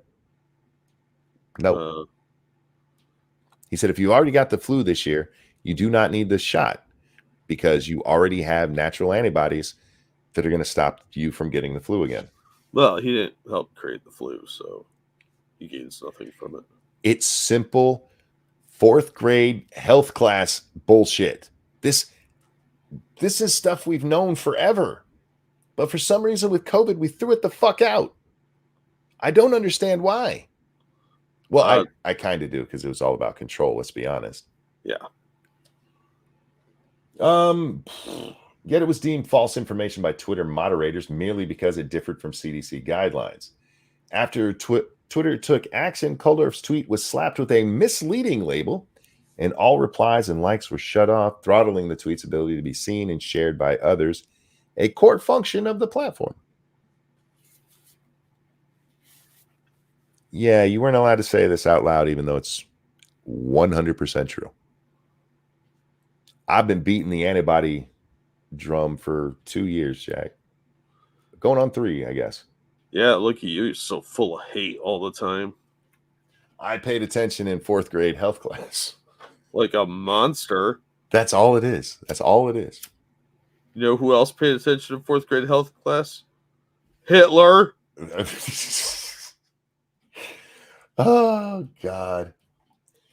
In my review of internal files, I found numerous instances of tweets about vaccines and pandemic policies labeled as misleading or taken down entirely, sometimes triggering account suspension simply because they veered from the CDC guidelines or differed from established views. Once again, if you can't question it, you probably should be questioning it. And anytime there's a scientific question that they tell you you're not allowed to ask, it is no longer science. Period. End of story. Science is all about questioning. And the idea that there's settled science, yeah, I'm looking at you, global warming fuckers, is bullshit. And when they tell you you can't question it, that's when you should. Period. Doesn't mean they're wrong, Jack, but it definitely means you should ask more fucking questions. Typically, it means they're wrong. Yeah, it means they're hiding something. For example, a tweet by Kelly Kaga, I don't know, a self-proclaimed public health fact checker with more than 18,000 followers, was flagged as misleading. I almost forgot the L there. Shit. Was flagged. Let me make sure I get that enunciated properly. As misleading. And I wish you could flag something as the other one. Elon, make that happen. I don't know. If you throw one on the play, that might really change the way a game is perceived. I guess. Oh. That was almost devastating to the channel. Gotta be careful. And replies and likes were disabled for showing that COVID was not the leading cause of death in children, even though it cited the CDC's own data. This is the one Yeah. This is the one that Ted Lieu responded to, where he had to take down his tweet because he was fucking retarded, and it was pointed out to him. If that's the case, Ted Lieu should never post. I agree. No, he should always post. I get so much fun out of mocking that piece of shit. Dude's such an idiot. By the way, he's either the number 4 or 5 Democrat in the House right now. Did you know that? Says a lot about our government being a joke, doesn't it? It really does. This is what Kelly said. What an excellent example of cherry picking. If you narrow it down to only the specific months you specify, which include the largest COVID waves seen across the world, and you ignore all non-disease deaths and you ignore cancer, heart disease, SIDS, then COVID is leading. And she provides the actual CDC numbers. That's what Nice. this thing is here. I'll bring it up on the screen, but it doesn't get any bigger. Sorry. You can go find it. Internal records showed that a bot had flagged the tweet and that it received many tattles, what the system amusingly calls reports from users. Okay. The people who were running Twitter were assholes. I just want to throw that out there. However, the fact that they called reports from users tattles amuses me to no end. Accurate, too. It's so accurate. That triggered a manual review by a human who, despite the tweet showing actual CDC data, nevertheless labeled it misleading. Tellingly, the tweet that Kelly Kaga was labeled misleading was a reply to a tweet that contained actual misinformation. Wow. And that misinformation is right here. Since December 2021, COVID has been the leading cause of death from disease in children. Wrong. COVID has never been the leading cause of death for disease in children. Yet that tweet not only remains on the platform, it is without any sort of misleading label. Shocking. Really. Considering all we've seen, not really. Whether by human or algorithm, content that was contrarian but true, and the people who conveyed that content were still subject to getting flagged and suppressed. Sometimes this was done covertly. As reported earlier by the Free Press, Dr. J. God, I can't say this guy's name. Bhattacharya? I don't know. A Stanford professor of health policy who argued for focused protection on the vulnerable and an end to lockdowns was secretly put on a trends blacklist. That sounds right. But many instances were public facing. The author of the tweet embedded below is a physician who runs the Infectious Disease Ethics Twitter account. The tweet was labeled as misleading, even though it was referring to the results of a peer-reviewed study that found an association between mRNA vaccines and cardiac arrest in young people in Israel. This is one of the bigger ones that we heard about, where a important study was suppressed by Twitter, and we've known this for a while. Yeah. Below the first, go ahead. I'm sorry. Real quick, thank you, S. Cybertaz. Grew up reading and watching too many outbreak and contagion books and movies to believe something they had to define away from a classical inoculation into a DNA manipulation gimmick to believe the science. Humanity was always its own worst enemy. Yeah, it's you have to have some skepticism when they're like, oh, we have to shut down anybody that disagrees with us. Yeah, this is one of those things I talk about where'd the American spirit go? We used to question fucking everything. We've turned into such fucking retards, man. Yeah. Oh, the government said it? Bah, shut up. Anyway, below the first study I've seen showing that mRNA vaccines in young people aged 16 to 39 are associated with cardiac arrest, not just myocarditis. And this is the study, and I would blow it up so you could see it. But again, if I click on it, we just get a smaller version of it because he didn't do this very well. It's the same if you read the tweets. It's actually worse if you read the tweets because they're blurred. You click on it, you can't even blow it up because they're too fucking blurred to read. Oh, I hate the way this one was done. Andrew Bostom A Rhode Island physician was permanently suspended from Twitter after receiving multiple strikes for misinformation. One of his strikes was for a tweet referencing the results of a peer reviewed study that found a deterioration in sperm concentrations and total motility. Motile, right? Yeah. I don't know. Motile count in sperm donors following mRNA vaccinations.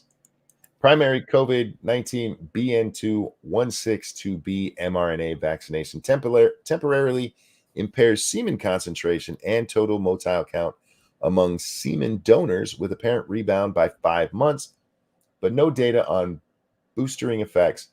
Does boostering yield another decline? Followed by a question. So here's a study that was done with people who were donating sperm that showed up to 5 months after getting the vaccination, they had a lower sperm count. And the sperm they did have wasn't moving very well. Whoopsie. Nice, huh? Spud gun corrected you. Motility. But this says motile. It's just motile. I don't know. I just work here. That's not motility. That's just motile. I don't know. I'm reading it as written. That's Scribe. He's in the chat. I've always ever heard it motility. I've never seen that version of the word. That's why I wasn't sure how to say it. Oh, maybe you misspelled it. This part is great. Twitter's logs revealed an internal audit conducted by Twitter after Botsum's attorney contacted the company, found that only one of his 5 violations were valid. Surprised it was that many. Will this blow up to where? Yeah. We have re-reviewed each of the strikes and collaborated with Site Integrity to validate our findings. Of the 5 violations, 4 of them were not valid, or 4 of them were not invalid and are not in violation. Excuse me. And only this tweet is in violation of the misinformation. As a result, we've now unsuspended the user and respond to their appeal to let them know that we have rescinded their suspension. Also, we have left a pinned note on the account to ensure that before any enforcement action will be taken against the account, it will be subject to review by Site Integrity. We will also remove the annotations of the tweets we have marked as no violation. So, this guy gets 5 strikes. Only one of them is legit by their own standards. And it took his lawyer calling them for them to be like, all right, fine, we'll look at it. I need a lawyer, Jack. Apparently. Where's P-Dog? P-Dog, I need a lawyer, dog. I need a lawyer, dog, to write Twitter and be like, yeah, my client, Mr. Monkey, wants his shit back. I'm just saying. Oh, thank you, Neil deGrasse Tyson. I take sperm donations anally. Well, I mean, it's good you can admit that, Mr. Tyson. Thank you so much for the donation, and I hope that you get some joy in your life because you seem like a sad man. If you're looking for the motility, I don't think that's the way to check it. I don't know how Neil deGrasse Tyson does things. Is P-Dog a law dog? Cool. Yes, he is. That is some old stream lore. Half Asian lawyer. I can't afford Bill. Anyway, the one Boston tweet found to still be in violation of Twitter policy cited data and drew a conclusion that was totally legitimate. The problem was only that it was inconvenient to the public health establishment's narrative about the relative risks of flu versus COVID in children. This is another one we talked about here. U.S. and local Rhode Island data. Influenza is more lethal than COVID-19 in children, while COVID-19 vaccination causes more serious morbidity than influenza vaccine in kids. This is absolutely 100% fucking true, taken from the CDC. We talked about this many times, Jack. Is Quarter Black still on Crowder? He hasn't been in a while, man.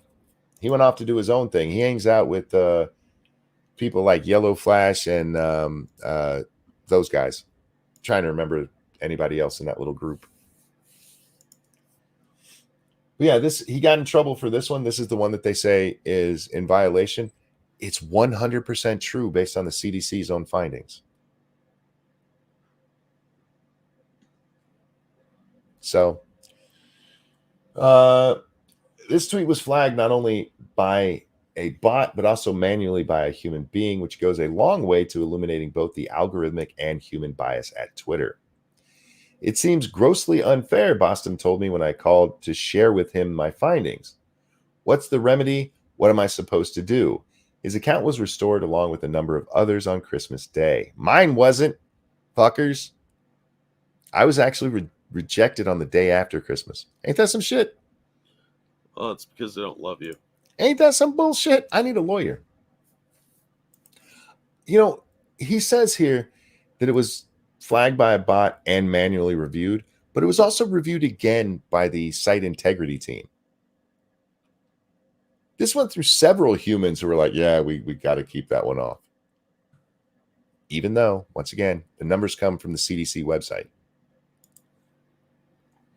YouTube, you can be mad at me for that, but I've showed them on stream many times, so go fuck yourselves. Another example of human bias run amok was the reaction to the below tweet by then President Trump. Many Trump tweets led to extensive internal debates at the company, and this one was no different. Here we finally get to see a little bit of debate, Jack. Trump tweeted, I will be leaving the Great Walter Reed Medical Center today at 6:30 p.m. Feeling really good. Don't be afraid of COVID. Don't let it dominate your life. We have developed, under the Trump administration, some really great drugs and knowledge. I feel better than I did 20 years ago. Did you spot the misinformation there, Jack? No. It was don't be afraid of COVID. Oh, my bad. Yeah. That's the part well, I'll show you. In a surreal exchange, Jim Baker, at the time Twitter's deputy general counsel, asked why telling people to not be afraid wasn't a violation of COVID's Twitter misinformation policy. This is it. He sent a message to Yoel and Stacia. Why isn't this POTUS tweet a violation of COVID-19 policy, especially the don't be afraid of COVID statement? Thanks, Jim. This dude's a lawyer for them. Why is he? Never mind. I don't want him as my lawyer. Yeah, he doesn't sound like he's really good at lawyering. He's out here worried about the president's tweets. Well, that is one of the most pressing issues of our time. In his tweet, Yoel Roth, Twitter's former head of trust and safety, had to explain that optimism wasn't misinformation. That's not a joke. That's real. Hey, Jim, adding you to the main thread on the subject. In short, this tweet is a broad, optimistic statement. It doesn't incite people to do something harmful, nor does it recommend against taking precautions or following mask directives or other guidelines. It doesn't fall within the published scope of our policies. Curious whether you have a different read on it, though. That's a nice way to say shut up. Yeah. I'm just look, I don't think Yoel Roth is like the most evil person that ever worked at Twitter. We know he was a dickbag in a lot of things, but occasionally he got a couple of them right. Yeah, he just seems like kind of an idiot, not necessarily inherently evil, just easily led. Remember Kelly Kaga with the CDC data tweet? Twitter's response to her in exchange about why her tweet was labeled as misleading is clarifying. We will prioritize review and labeling of content that could lead to increased exposure and transmission. Thanks for getting back to us about the label on your tweet. Our teams are using and improving our internal, this is hard to read for me because I don't have my glasses on, so we'll blow it up. Our teams are using, what's that? It's because your eyes are old. They really are, man. They're like 47 years old. I've had these things since the beginning. Should get some new ones, younger ones. I really should. Our teams are using and improving on internal systems to proactively monitor content related to COVID-19. These systems help ensure we are not amplifying tweets with these warnings or labels and detecting the high visibility content quickly. Additionally, we'll continue to rely on trusted partners. That is such a fucking horrible. If you hear the term trusted partners, leave. Are trusted partners to identify content that is likely to result in offline harm. Given the dynamic situation, we will prioritize reviewing and labeling of content that could lead to increased exposure or transmission. Do you remember what her tweet was? It was the one saying that kids didn't die. Yeah. So she's a monster, is what She's you're a saying. monster. She's a fucking horrible bitch. We'll learn a lot as we use these new labels and are open to adjusting as we evolve labeling different types of misleading information. It wasn't, Lizzie. It wasn't misleading. It was real. But it doesn't make that, fuck it. Anyway, yeah. That's just them bullshitting. Throughout the pandemic, Twitter repeatedly propped up official government line that prioritizing mitigation over other concerns was the best approach to the pandemic. Just want to remind you all that came from a 15-year-old girl. Information that challenged that view, for example, that pointed out the low risk children face from the virus, or that raised questions about vaccine safety or effectiveness, was subject to moderation and suppression. This isn't simply the story of power of big tech or of the legacy press to shape our debate, though it is most certainly that. In the end, it is equally the story of children across the country who were prevented from attending school, especially kids from underprivileged backgrounds who are now miles behind their more well-off peers in math and English. It's the story of people who died alone. It's the story of small businesses that shuttered. It's even the story of the perpetually masked 20-year-olds in the heart of San Francisco for whom there's never been a return to normal. If Twitter had allowed the kind of open forum for debate that it claimed to believe in, could any of this turned out differently? It's a good question. Very good question. One we'll never know the answer to because, well, they did do things the way they did. And there it is, guys. There's the drop. And like I said, it was underwhelming to me because it didn't have more actual information from them. I wanted to see more screenshots. I really did. But it still laid out a good enough picture of what was going on at Twitter where, yeah, they're just towing the line the government told them to. And if you had questions about it, fuck you. And that was done on Facebook. That's been done here on YouTube. That's been done on every social media platform.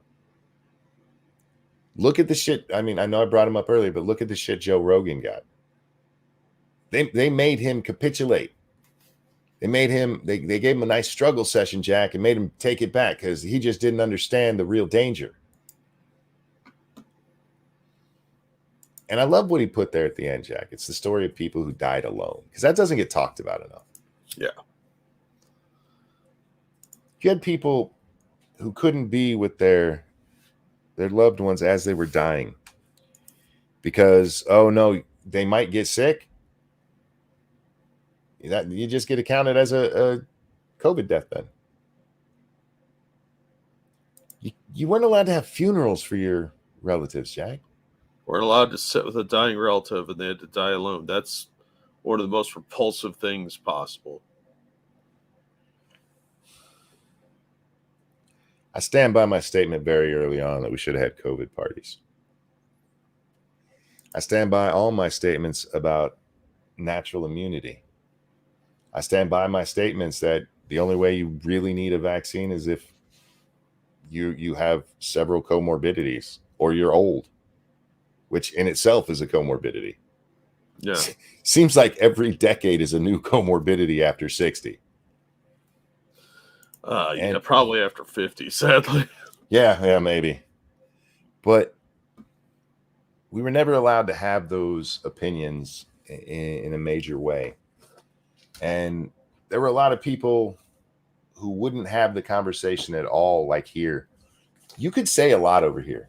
I'll give YouTube a little bit of credit. We got away with a lot of shit, Jack, that you could not have said on Twitter. That's probably just because smaller channel than.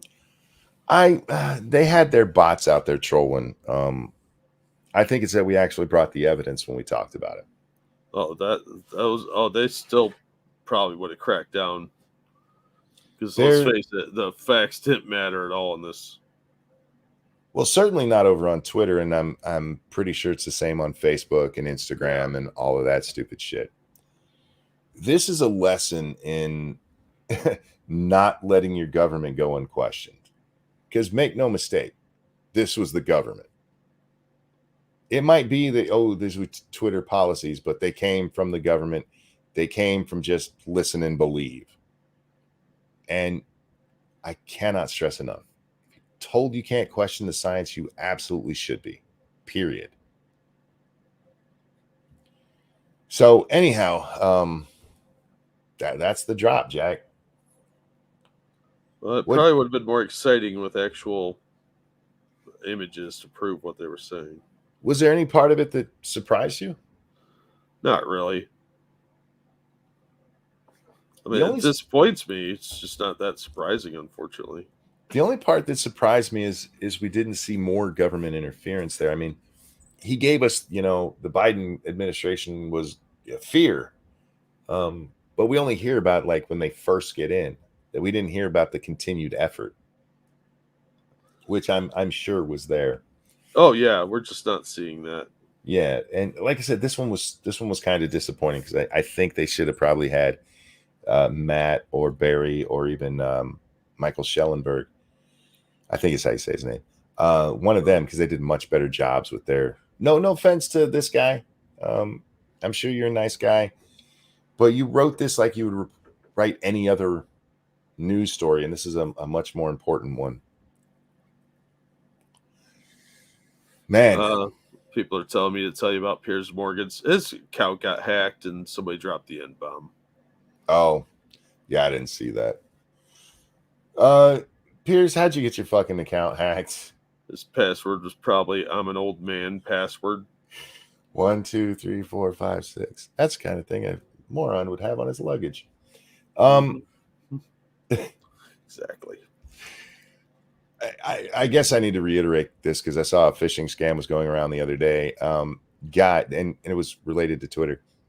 Nobody who would need access to your password or to your account that works at one of these companies needs you to give it to them.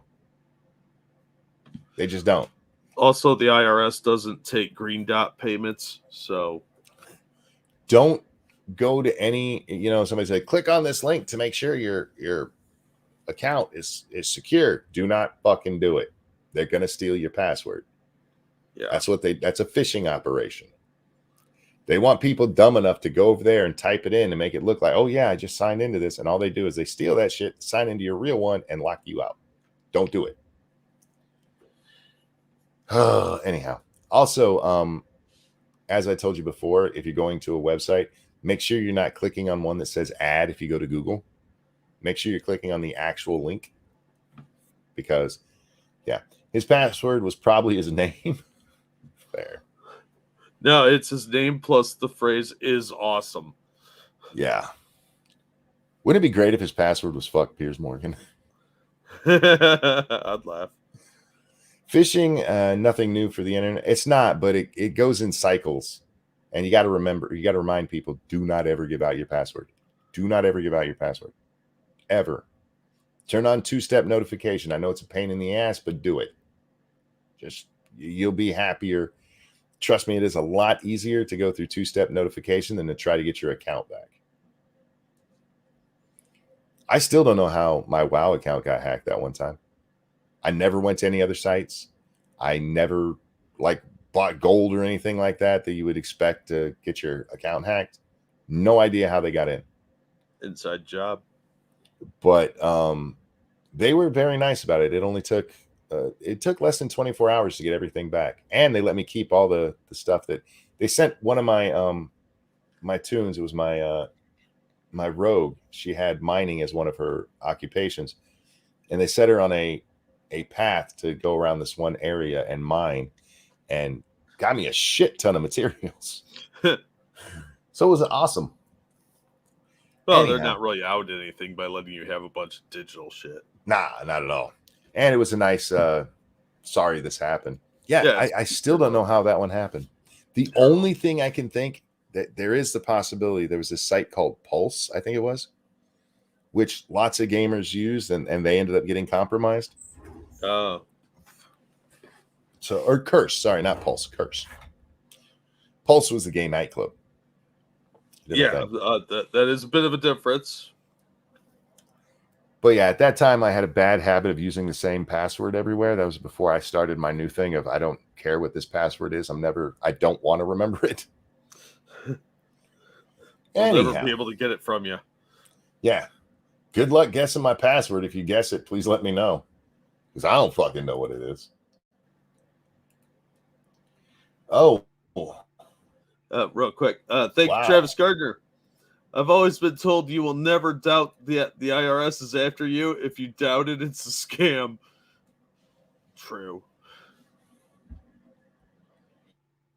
Curse became Curse Forge after the security issue. Yeah, it's the only thing I can think of that I signed into that could have gotten me in trouble there. And I know everybody says it, but seriously, I don't go to any sites like that. I'm very careful with my computer. I like my computer. Yeah. Now, I may have signed into a few let's call them less than reputable sites on the telephone, on a smartphone. I don't give a fuck if that gets bricked. Yeah, I mean, you can get another phone. Yeah, if my computer gets bricked, I'm fucked. I don't go to torrent sites. I don't go to porn sites. I don't go to anything except normal sites on this thing. I do admire the Christian Science Monitor quite a bit, so... Nope, not even that. The closest I get to that is when we do research on this show and I have my safe search turned off. That's it. The only place porn pops up on my computer is on Twitter. When I accidentally click on a profile thing, oh, who's this person? I scroll down, I'm like, that's a dick in her. That happens way too often. That's dick and cider. See, everybody likes cider, but some chicks really like dick and cider. Well, no, seriously, Spud. You can call bullshit all you want. I do not go anywhere on my computer that can get me in trouble. If I see somebody who's liked one of my tweets or something that I've never seen before, male or female, I'll click on it to see who they are. And about 10% of the time, I end up seeing porn. And I'm like, I didn't need to see this. Yeah, I got laughed at by somebody that was like, hey, there's a UPC code on this comic book you're reviewing. Did you buy a print copy? And I was like, yeah. And they're like, why? You can just download it from these sites. And I was like, I don't download. And they're like, LOL, whatever. No, I don't steal shit because that's how you get viruses. Yep. And I don't exactly trust Russian sketchy sites to not give me a virus or spyware. Yeah, there's people these days. Oh, use a VPN. No. I come from a time where computer viruses were really fucking bad and they were all over the place. I used to have to fix my dad's computer all the time because he'd go to porn sites and it would just blow up his computer. Like, Dad, please stop doing this. My dad likes to download free stuff. Like, free software? Download. That's how you keep getting viruses, Dad. No, those people are fine. No, they're not. Stop doing that. Thoughts on the Wednesday show on Netflix? Never. I don't have an interest to see it. I was never a fan of the Addams Family. I don't have thoughts on it because I haven't seen it. All right. Missouri woman accused of tracking down and killing alleged carjackers at a gas station. Well, don't steal her car. Yeah, no shit. Don't steal. Okay. Let's count the warning signs on this woman. We got the crazy hair. We got the booger ring in her nose. And more than anything, look at those fucking eyes. Yeah, she's got 10,000 yard dead eye stare. I stole this lady's car? Really? Yeah, fuck. Could you just not get to Satan himself? Jesus Christ. Talk about poor life choices. A woman in Missouri allegedly, God, seriously, those eyes are haunting. Right? That chick's hard looking. Like, she will rip your spine out and not think twice about it. That woman's been through some shit. Yeah, she's seen stuff, man. She looks like the stereotype of PTSD. Yes. She looks like she's been through a fucking war. I've Oh seen man. people that've been through war that don't look that rough. Why is this playing again? I just paused that shit. Stop it.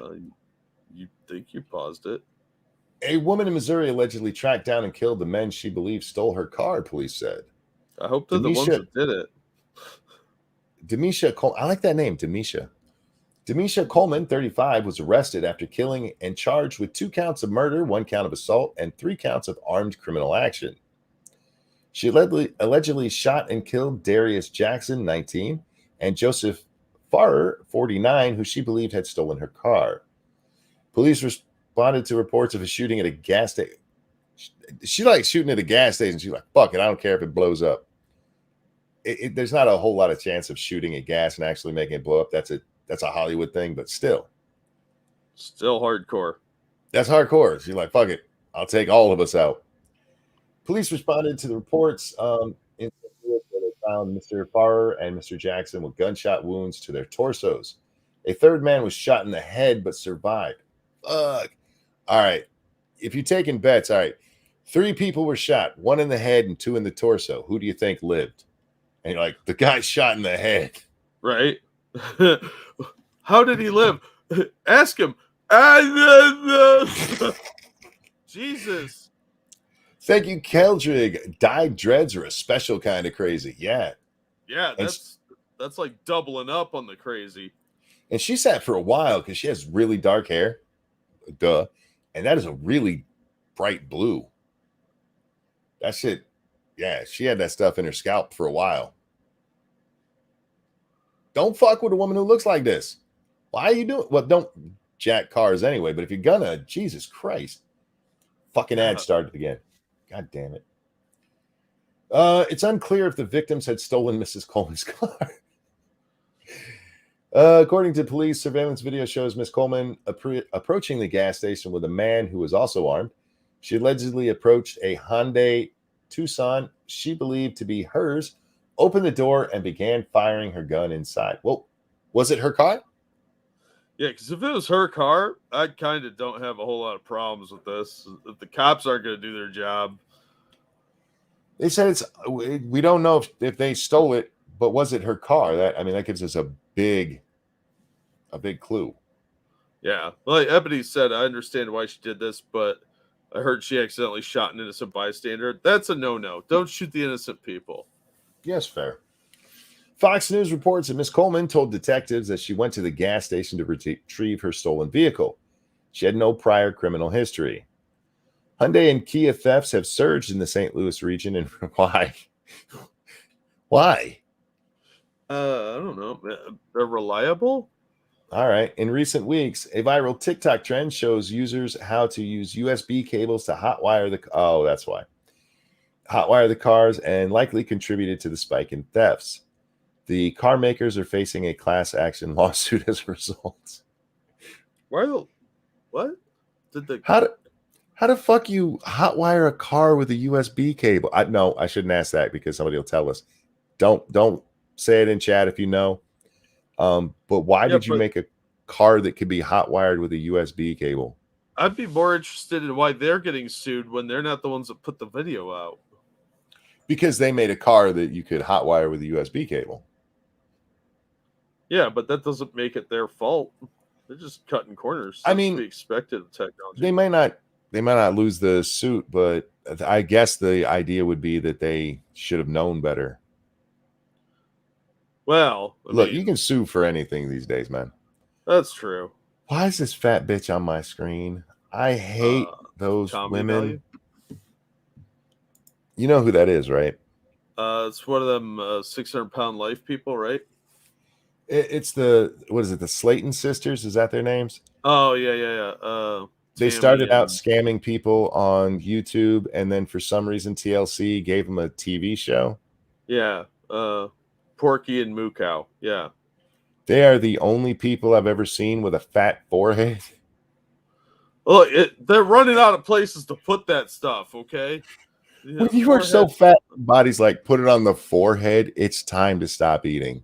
Yeah, the jowls, I think, probably should have been the determining factor there. Oh, hey, real quick. Thank you, Keldrick. The only reason she doesn't have a criminal record is because the bodies haven't been found yet. Apparently, she went all Punisher on these people. Yeah, by the Soft, way, wobbly flesh. Yes, this Keever. this fat bitch right here, her sister took up a collection for her cancer that was killing her. She was dying. True story. Fat roll on the forehead equals holy shit, you're fat. Yeah. They're both fat. The other one has lost some weight, and she's gotten married apparently. Don't ask me why I know this. I don't follow these fucking idiots. I think it's disgusting that they are promoted the way they are. Oh, my sister used to watch the My 600-Pound Life stuff because she's from Japan, so Yeah. she was riveted by this crap because they don't have people that fat in Japan. It's just not physically possible. So she's like, why are they like this? I'm like, I don't know. Well, yeah, but why do they have a TV show? We really don't know. They anger me, and my wife has watched this before, and I can't be in the room when she watches it because I won't stop talking. These are two con women who should have been kicked off this platform for stealing from people, and instead they got a TV deal. That's fucked up. That shouldn't be. Yeah. You shouldn't be celebrated for being this person. Anyway, yes, Keeper. The fattest people you'd see in Japan are like sumo wrestlers, but those are like weird exceptions. But they're more muscle too. Two teenage boys were shot on Halloween while they were allegedly stealing a woman's Kia from her home in North St. Louis. Hey, y'all might want to stop stealing these cars. You keep getting shot. Yeah, don't steal crazy bitches' cars. The woman tracked her car to two different locations before finding the vehicle. It's unclear who actually shot the teens. On the same night, another man used GPS to track down a family member's stolen vehicle. He eventually got into a shootout with the theft suspect before police arrested the entire group. Wow. I mean, look, if you're stealing from people, you have to expect that they're gonna shoot you. Yeah. It's quite frankly, to most people, your life is not worth their stuff. You shouldn't be taking their stuff. And if you are and you get shot, I'm going to have very, very little sympathy for you. Yeah. Dave just brings up a good point. Don't stick your USB in crazy. That's true. That's true. And Jesus Christ, man, after seeing her, I would be so nice to her if I ever met her. I'd be like the nicest person you ever met. Oh, man, I bet her neighbors are so much nicer to her now. Hi, sweetie. How you doing today? What can I do for you? Yeah, no, man. She had crazy eyes, man. Yeah. Look, people are vengeful, and it's really not that unpredictable that somebody's going to want vengeance when you steal something important to them, especially if you're a fucking horse thief, because let's face it, that's what this was. Yep. You're stealing somebody's mode of transportation to their job. And I have no sympathy for you if you get shot doing stupid shit. Yeah. I would have sympathy for any innocent bystander that got hit, but even their associates, I wouldn't feel that bad for. Like if you're hanging out with a car thief, kind of hard to feel bad for you because you know what they're doing. So that's the risk you take. There's consequences in life, and this is one of them. You steal from people, you should expect they're going to get mad, and you can't act surprised or offended that you got shot when you're ripping off somebody's car. I'm going to stick to those eyes being artificial lenses. It's not the color of the eyes that did it. It's the stare. Yeah, that dead stare she's got. Yeah. Yeah, look, this lady's probably nuts. And it wouldn't matter. Even if she's completely sane. Don't steal people's shit. They might kill you. People value their stuff way more than they value your life. Just remember that. Bubba says, yeah, I do care more about my stuff than some thieves' lives. Exactly. Yeah. We had this whole thing during the 2020 thing. Stuff is not worth killing somebody over. It's not worth dying. Then get the fuck away from my stuff. We won't have an issue. Yeah. If it's not worth dying over, why are you trying to steal it from me? Yeah, because they never said it in that way, you know, that hey, don't steal, it's not worth dying over. It was always, hey, don't shoot the thief, it's not worth killing him over.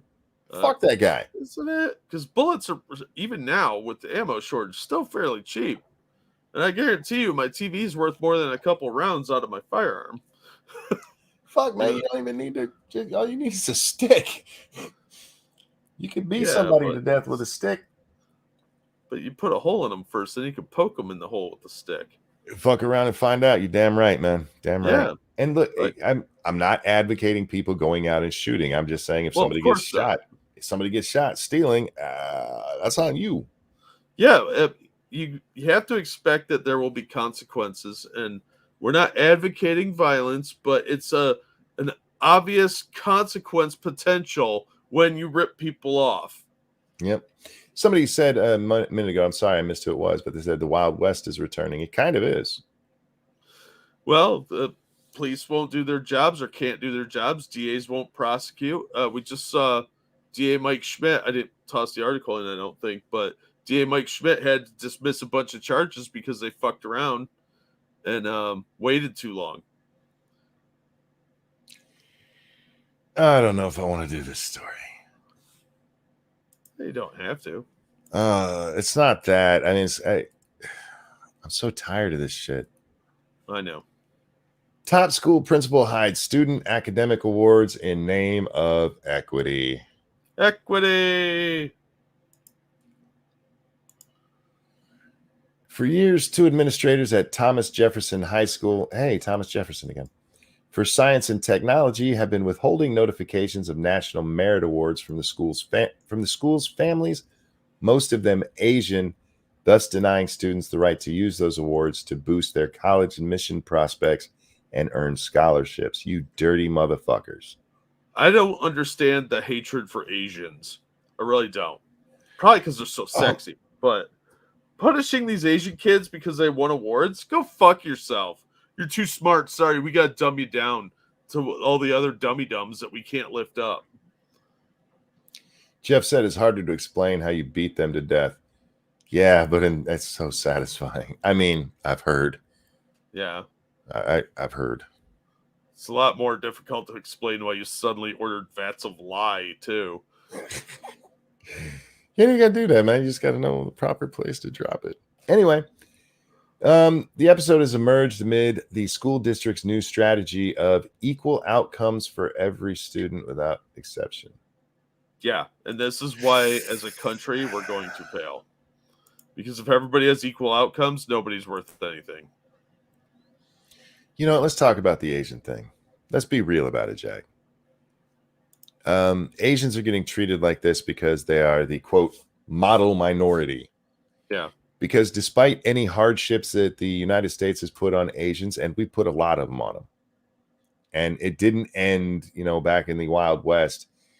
Talk to Asians who were around during Vietnam. A lot of them were treated like shit. Yeah. And they prospered because when it comes time to do the schoolwork, they put their nose to the grindstone or their mom's going to beat them, and they go get good grades. And that makes the idea that anybody can do it. Oh no, you can't just pull yourself up by your bootstraps. You can't have expectations for students and they'll meet them. No. What we got to do is dumb it down and make everybody stupid. It didn't used to be this way. It doesn't have to be this way. It doesn't have to be, but people are easier to control when they're dumb. Black and Latino students should be doing as well as anyone else. There's no reason not to, except for the fact that culturally right now, we make excuses for Black and brown students failing. Yeah. Well, they would have to admit that a lot of the things they're doing aren't working, like advocating for single parent households. There's a lot of other cultural impact you would have to fix in order to help students out. You'd have to spend more time with them, actually teach them, get the parents involved. And a lot of people don't want to do that. That's why the average literacy rate for Black Americans is fourth grade level, because single parent households don't necessarily advocate for a learning environment, and the teachers in the inner city are fucking worthless. And it is racist as fuck to be out there like black students can't keep up. The fuck they can't. Stop treating them like retarded children.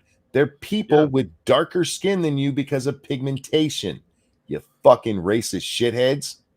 Well, they don't want to try. They don't want to put the effort in. They'd rather spend the money on these stupid programs and giving people raises than actually putting money into lifting up the schools that are in those areas and doing community outreach to help the parents better understand what their kids need and helping the parents achieve that. We I don't wonder do that. I wonder what these administrators would say if they were sat down and shown the movie the one with Joe Clark. Fuck. It's not Lean on Me, right? Because is it Lean on Me? Might be the one with the Mexican guy. No, that's Stand and Deliver. The other one, the one with Joe Those Clark. guys Jr. They used to call me crazy. Now they call me Batman. I don't remember the movie. Lean on Me, thank you. It's Morgan Freeman is the principal in that one. Oh, okay. If they were sat down and shown that movie, where Joe Clark, it's based on a real story. He comes into a school that's run down, drug ridden, and he does things like lock the doors and like, well, you can't do that. It's unsafe for the kids. Like, well, it keeps the fucking drug dealers out. And he had expectations for the kids, and you know what happened? They met him. Yeah, and then they ran him out of town, didn't they? They didn't treat him very well, and while he was the principal of the school, they didn't treat him very well. Yeah, because they don't want to fix the problem. There's some vested financial interest for the teachers' unions to have these kids fail. They called him racist. Yeah. A black man who was trying to better the lives of black children. Yeah, because there's more money to be made in these kids failing. Then they can say we need more money. And then the administrators take the majority of that money. The teachers union gets a big pay bump. And none of that money filters down to the kids. The money should be following the kids like it's supposed to and not going to the school districts. Real fast. Oh, go ahead. Thanks, Monk's Bat.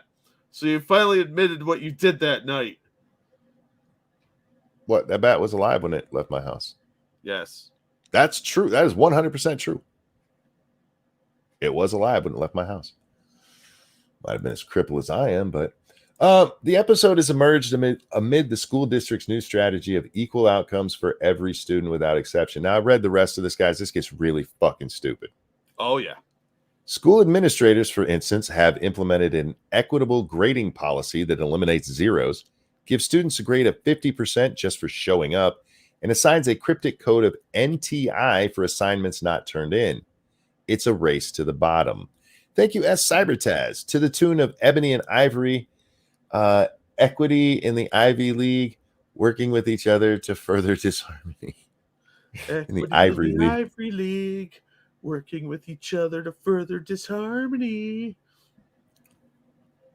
You were supposed to sing that. No, you can imagine it in your head. It worked for you. You did it. Yeah, I know. It was fun. Yeah, it is a race to the bottom, quite literally. It really is. Keever. Yeah, unfortunately, a lot of this stems from the era of No Child Left Behind. And I saw this firsthand. You could not fail students. And that's what this is designed to do. Oh, everybody's good at their level. No, you have to challenge people because kids are lazy and they don't want to do anything. So, of course, they're going to not do anything if they see everybody else not doing anything. Just showing up and getting a passing grade, there's no consequence for failing then because there's no such thing as failure. We're all a success in our own way. We need to get women and feminized men the fuck out of education. Yeah. Things were a lot different when there was much more masculine influence in education because there were standards. You know what we need? To be met. Wait, I want to amend that, Jack. I want to amend that a little bit because there are certain women that I will let educate. We need tiger moms out there running education. Oh yeah, you get a bunch of Chinese women right off the boat Yes. in there. That shit'll be changed in a day. Yep, let them women do it. We need to get westernized women and well, let's just call them what they are, pussified men out of education. Because standards, the old saying, Jack, shoot for the moon, even if you miss, you're still on a mountain. If you set your expectations low, that's what the kids are going to do. Yep. You set them higher, and they're going to meet that. They're little sponges. If we teach them, they'll learn, but we got to teach them. An intrepid Thomas Jefferson parent, Shwana Yashar, a lawyer, uncovered the withholding of National Merit Awards. Now, this is what angers me. Because seriously, that goes on a college application and it changes where you can get into college. Yeah, they're punishing the long-term capabilities of these Asian kids. Since starting as a freshman at the school in September 2019, her son, who is part Arab American, studied statistical analysis, literature reviews, and college level science late into the night. This workload was necessary to keep up to the speed with the advanced studies at JT, which U.S. News and World Report ranks as America's top school, and they're going to fucking ruin it. Yeah. Mr. Yes, thank you. Anyone remember the movie The Principal with Jim Belushi and Louis Gossett Jr.? I do indeed. I love that movie. It's a similar take to the Lean on Me and Stand by Me kind of things, but with a much more. I think it was Stand by Me. What? Oh, Stand and Deliver. My bad. But with a much body. Well, in this movie they kind of do. How's it hanging? Remember that part where he hangs the chain at him and Jim Belushi runs across the table and starts to grab the kid? I don't think I've seen the movie. That's why that's a good one. Mixed up. It's a good movie. Where are we? Last fall, along with about 1.5 million U.S. high school juniors, the Yashar team took the PSAT, which determines whether a student qualifies as prestigious National Merit Scholar. When it came time to submit his college application this fall, he didn't have a National Merit honor to report, but it wasn't because he hadn't earned the award. The National Merit Scholarship Corporation, a nonprofit based in Evanston, Illinois, had recognized him as a commended student in the top 3% nationwide. One of about 5,000 or 50,000 students earning that distinction. Principals usually celebrate National Merit Scholars with special breakfasts, award ceremonies, YouTube videos, press releases, and social media announcements. But Thomas Jefferson School District had decided to withhold announcements of the award. Indeed, it turns out that the principal, Ann Bonitabias, and the director of student services, Brandon, see, I told you, it's a guy and a girl, a woman and a pussified man. Brandon, whatever, had been withholding this information from families and the public for years, affecting the lives of at least 1,200 students over the principal's tenure of 5 years. Recognition by National Merit opens the door to millions of dollars in college scholarships and 800 special scholarships from corporate sponsors. And this bitch took it away from them. Yep. Took it away from them even being able to apply. Now, she would have to clear this with other people, most likely. I mean, this is not just this woman. There are other people involved in withholding this. So this is fucked up. It's disgusting, and everybody should be mad about it because this is punishing kids, and it's setting up other kids for failure because not only are these kids not getting ahead, not getting into good schools that they should be getting into, their program is designed to lift up kids that are failing. And it helps them in their national rankings is really what this is about. Then they can apply for more federal grants and they get a lot more money that way. So what they're doing is by saying, look, we've got all these kids passing. They're setting up the dumb kids for failure because the kids that aren't trying or doing anything are going to go on to college and fail. And they're going to drop out the freshman year. We see it all the time. It's horrific. they are setting these kids up for failure on every level. The kids that should be doing better, getting into prestigious schools, can't because they're not getting recognized for the work they're actually doing. And the kids that are struggling are not getting the help they need to do better than they are. I'm sorry. I'm reading a. Jesus fucking Christ. I want to punch this guy in the dick. Hang on a second. Thank you, S. Cybertaz. But they're not going to withhold athletic merit achievements from the basketball American students. Well, that'd be racist. In a call with Yashar, or with Yasher, Kosaka, this is the guy that Brandon Kosaka, admitted that the decision to withhold the information from parents and inform the student in a low-key way was intentional. Quote, "We want to recognize students for who they are as individuals, not focus on their achievements." How are their achievements not part of who they are individually? Yeah, well, this is the destruction of the individual. They're a collective. You're reduced down to your genitals, your skin color, and how you identify, I guess. It's disgusting because they are destroying these kids' future. Every one of these kids is going to suffer from this, not just the ones that aren't getting recognized for their merit. I'm telling you, the kids at the bottom that need the help and aren't getting it, they're going to fail really spectacularly in life. This is Kyle. Thank you. The no child left behind mentality is one of the worst things to happen to education. I quite disagree. I think the problem is with how it was implemented. If your goal is actually making sure every child is educated, that's a good thing. But instead, what they did is everybody has to pass the standardized test. So that's all schools focused on. And they'd pass people even if they weren't actually doing well, because that's how you got your money. Mr. Yes, thank you. When I hear Bashar, I think of Julian Bashar from DS9. Oh, Bashir. I didn't watch enough of DS9 for that to be who I think of. When I hear Bashar, I'm more likely to think of the dude from Syria. Oh, yeah. See, I would argue that No Child Left Behind, because the way it was worded and the way it was structured, was one of the worst things to happen to the classrooms, because I saw that implemented, and it really was just allowing teachers to not do anything.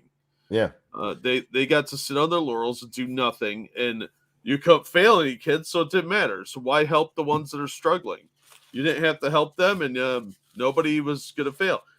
In the LD classes, you now had honor roll that were on par with the kids that were getting 4.0. So if you're special needs and you're in the slow learner class and you're barely literate, and they just give you homework down until you can complete it. So if you're in 10th grade and you just complete the first grade homework, congratulations, you're going to get a 4.0 because they give you first grade homework. He goes on to say not to focus on achievements, claiming that he and the principal didn't want to hurt the feelings of students who didn't get the award. Oh, boo-hoo. Boo fucking who. Try harder. On Monday, December 12th, after getting caught, Kasaki, whatever his name is, sent an email to the parents of commended students notifying them of the important recognition and saying, "We are deeply sorry for not sharing the news earlier." He claimed the school officials would contact college admission officials to correct the record. Here's the problem. That's nice of you to go ahead and correct the record. The problem is that those scholarships have already been pulled up. The school assignments, the admissions are already done. This you can't unfuck this pregnant lady. Yeah, it's too little, too late. They're just saying this is a cover your ass. Like, oh, we got caught and people don't like what we're doing. That's weird. Why don't people like this? This seriously fucks with these children's lives, going all the way through the future. I mean, Jesus fucking Christ. These people should face criminal charges for this. Bus, whatever her name is, still hasn't publicly recognized the students or told parents from earlier years that their students won awards. And she hasn't yet delivered the missing certificates. The war on merit is a war on our kids. I agree. This is fucking retarded. You can't. Jesus Christ. Let's make all the kids dumb. Yeah, everybody's equally dumb. Equity. Lowest common denominator. Fuck me, man. Why Well, bother to try? On the plus side, they'll fit in college. Yeah, but where's the motivation to improve your life? This is not how you get doctors. This is how you get basket weavers. Not the good ones either. Oh no, we've seen the classes for medical students. They'll fit in there. I guess, sadly. This is horrific, man. Seriously. This is worse than just like not giving them the awards, because these are awards that literally affect their college applications, their college loans, all kinds of scholarships, all of it. I mean, you have that merit award on there. That means something. Well, and by punishing these kids, they're telling them that all your efforts are worthless, and they're telling everybody that didn't get the award that why try? Why put all that extra effort in? You're just as good by doing nothing as they are for busting their ass. So nobody wins from this scenario, and these idiots either don't care, they're maliciously doing this, maybe they're racist for that matter, because a lot of these were Asian kids, or they intentionally want to tank the system. I think they're just horrible fucking people. I agree. This whole nonsense of treating everybody the same. Sorry, I know we're not supposed to say that's nonsense, but and not treating them the same, Jack. Equal outcome. That's nonsense. Thank you, Scarfy. My dad believes that globalism will give thousands of impoverished Chinese kids an educational opportunity. Not with programs that amount to this. Yeah. Globalism is not going to do anything for anybody. No, it's definitely not going to lift anyone out of poverty. It's going to impoverish more people, which is the goal. Thank you, Travis Gardner. The strictest and most hard-ass teachers I had were the ones I always learned the most and did the best in. Yeah, because kids do well with structure. When you start saying that your efforts don't matter, the structure looks like a lie. And kids pick up on this stuff very quickly. They do not want to do any work because they don't want to be there, because what you're trying to do is not fun most of the time. When you tell people they can't do it, most people are like, yeah, you're right.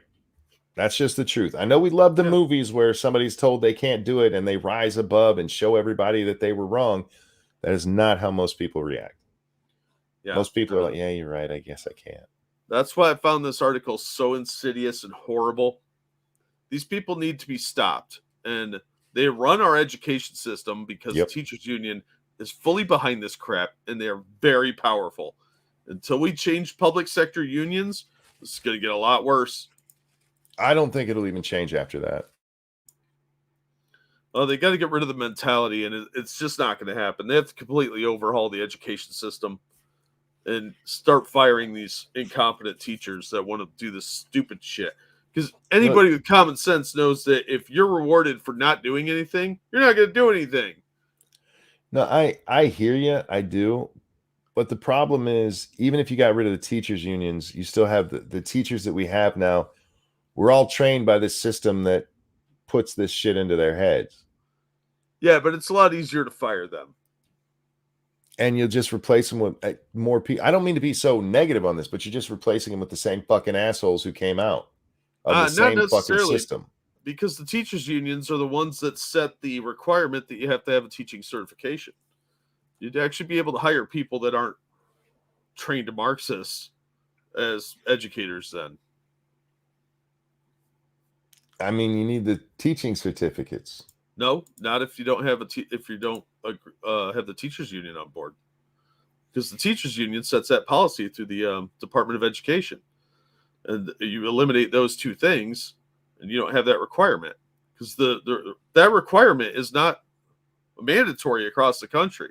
You go to impoverished areas in like Tennessee, you don't need a teaching certification. They'll take anyone with a college degree because you're not joining the teachers union. You just said the two words that betray you: college degree. Yeah, but not everybody with a college degree is a fucking retard. I subscribe to the notion that these days going into college makes you dumber.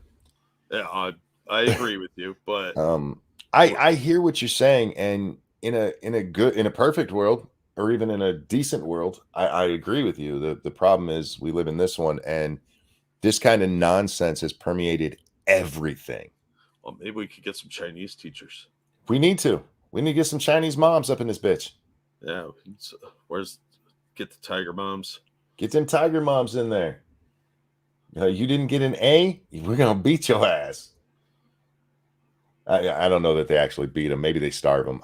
I'm not. I've never been raised by a tiger mom. I hear they're really bad because they make their children smart. Yeah, learning is bad, guys. That's what the education system's telling us. I work in retail. I think some people who come through think they're above me. Oh, you're absolutely right. They do. Yeah, Absolutely right. They do. because they don't. Anyone that hasn't worked retail and hasn't had to deal with the general public is probably going to be an asshole to you. Yep.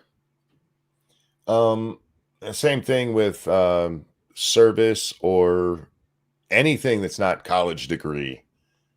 Um, there's people when I worked in the machine shop, Jack.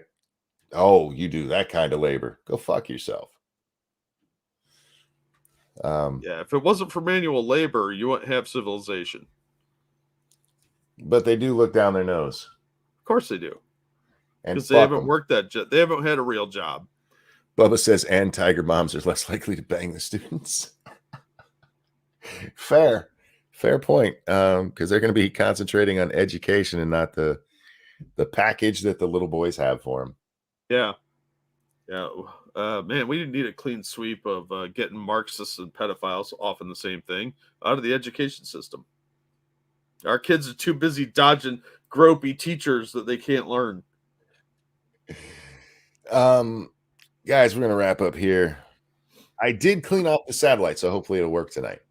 So be over on twitch.tv/rantingmonkey. Bubba, you're working, right? I think Bubba's working tonight. If Bubba's working, then I'm playing 7 days. If Bubba's off, then we'll be playing Phasmo. Thank you guys for coming and hanging out with us tonight. Sorry we're ending on such a angry story. That one just pisses me off to no end. Oh my god. It should, because Fuck these people are they're ruining lives with their stupid equity garbage. Thank you, Keeperdam. Have you ever checked out Amy Chua's book? She wrote that she forced her young daughter to play a hard piano piece perfectly, or else she'd deny her presence for a few years. I have not. Did her daughter play the piece right? I would hope she was motivated. I bet she did. That might be too far, but have some goddamn expectations, for fuck's sake. Yeah, she did. There you go. You had some expectation for children. They will meet it. I promise you. Kids want to make adults happy. Thank you guys for hanging out with us. Thank you for the donations. You guys are so kind to us. We really, really do appreciate that. And we'll never be able to repay you, but buy monkey coins. Buy as many as you can. There's no physical property to them, and you don't get anything for it, but it'll make you feel good. Jack, anything you want to show? I'll drop a link to a cool video. As always, thank you so much for the donations. You guys are fucking awesome. And we appreciate you coming out, listening to us rant and rave. And guys, have a wonderful night. Thank you, everybody. Twitch.tv/rantingmonkey. Be over there in just a little bit. Thank you guys for watching. Jack, a pleasure as always. Always glad to be here. Have a good night, everyone. We'll see you next time. Bye, everybody.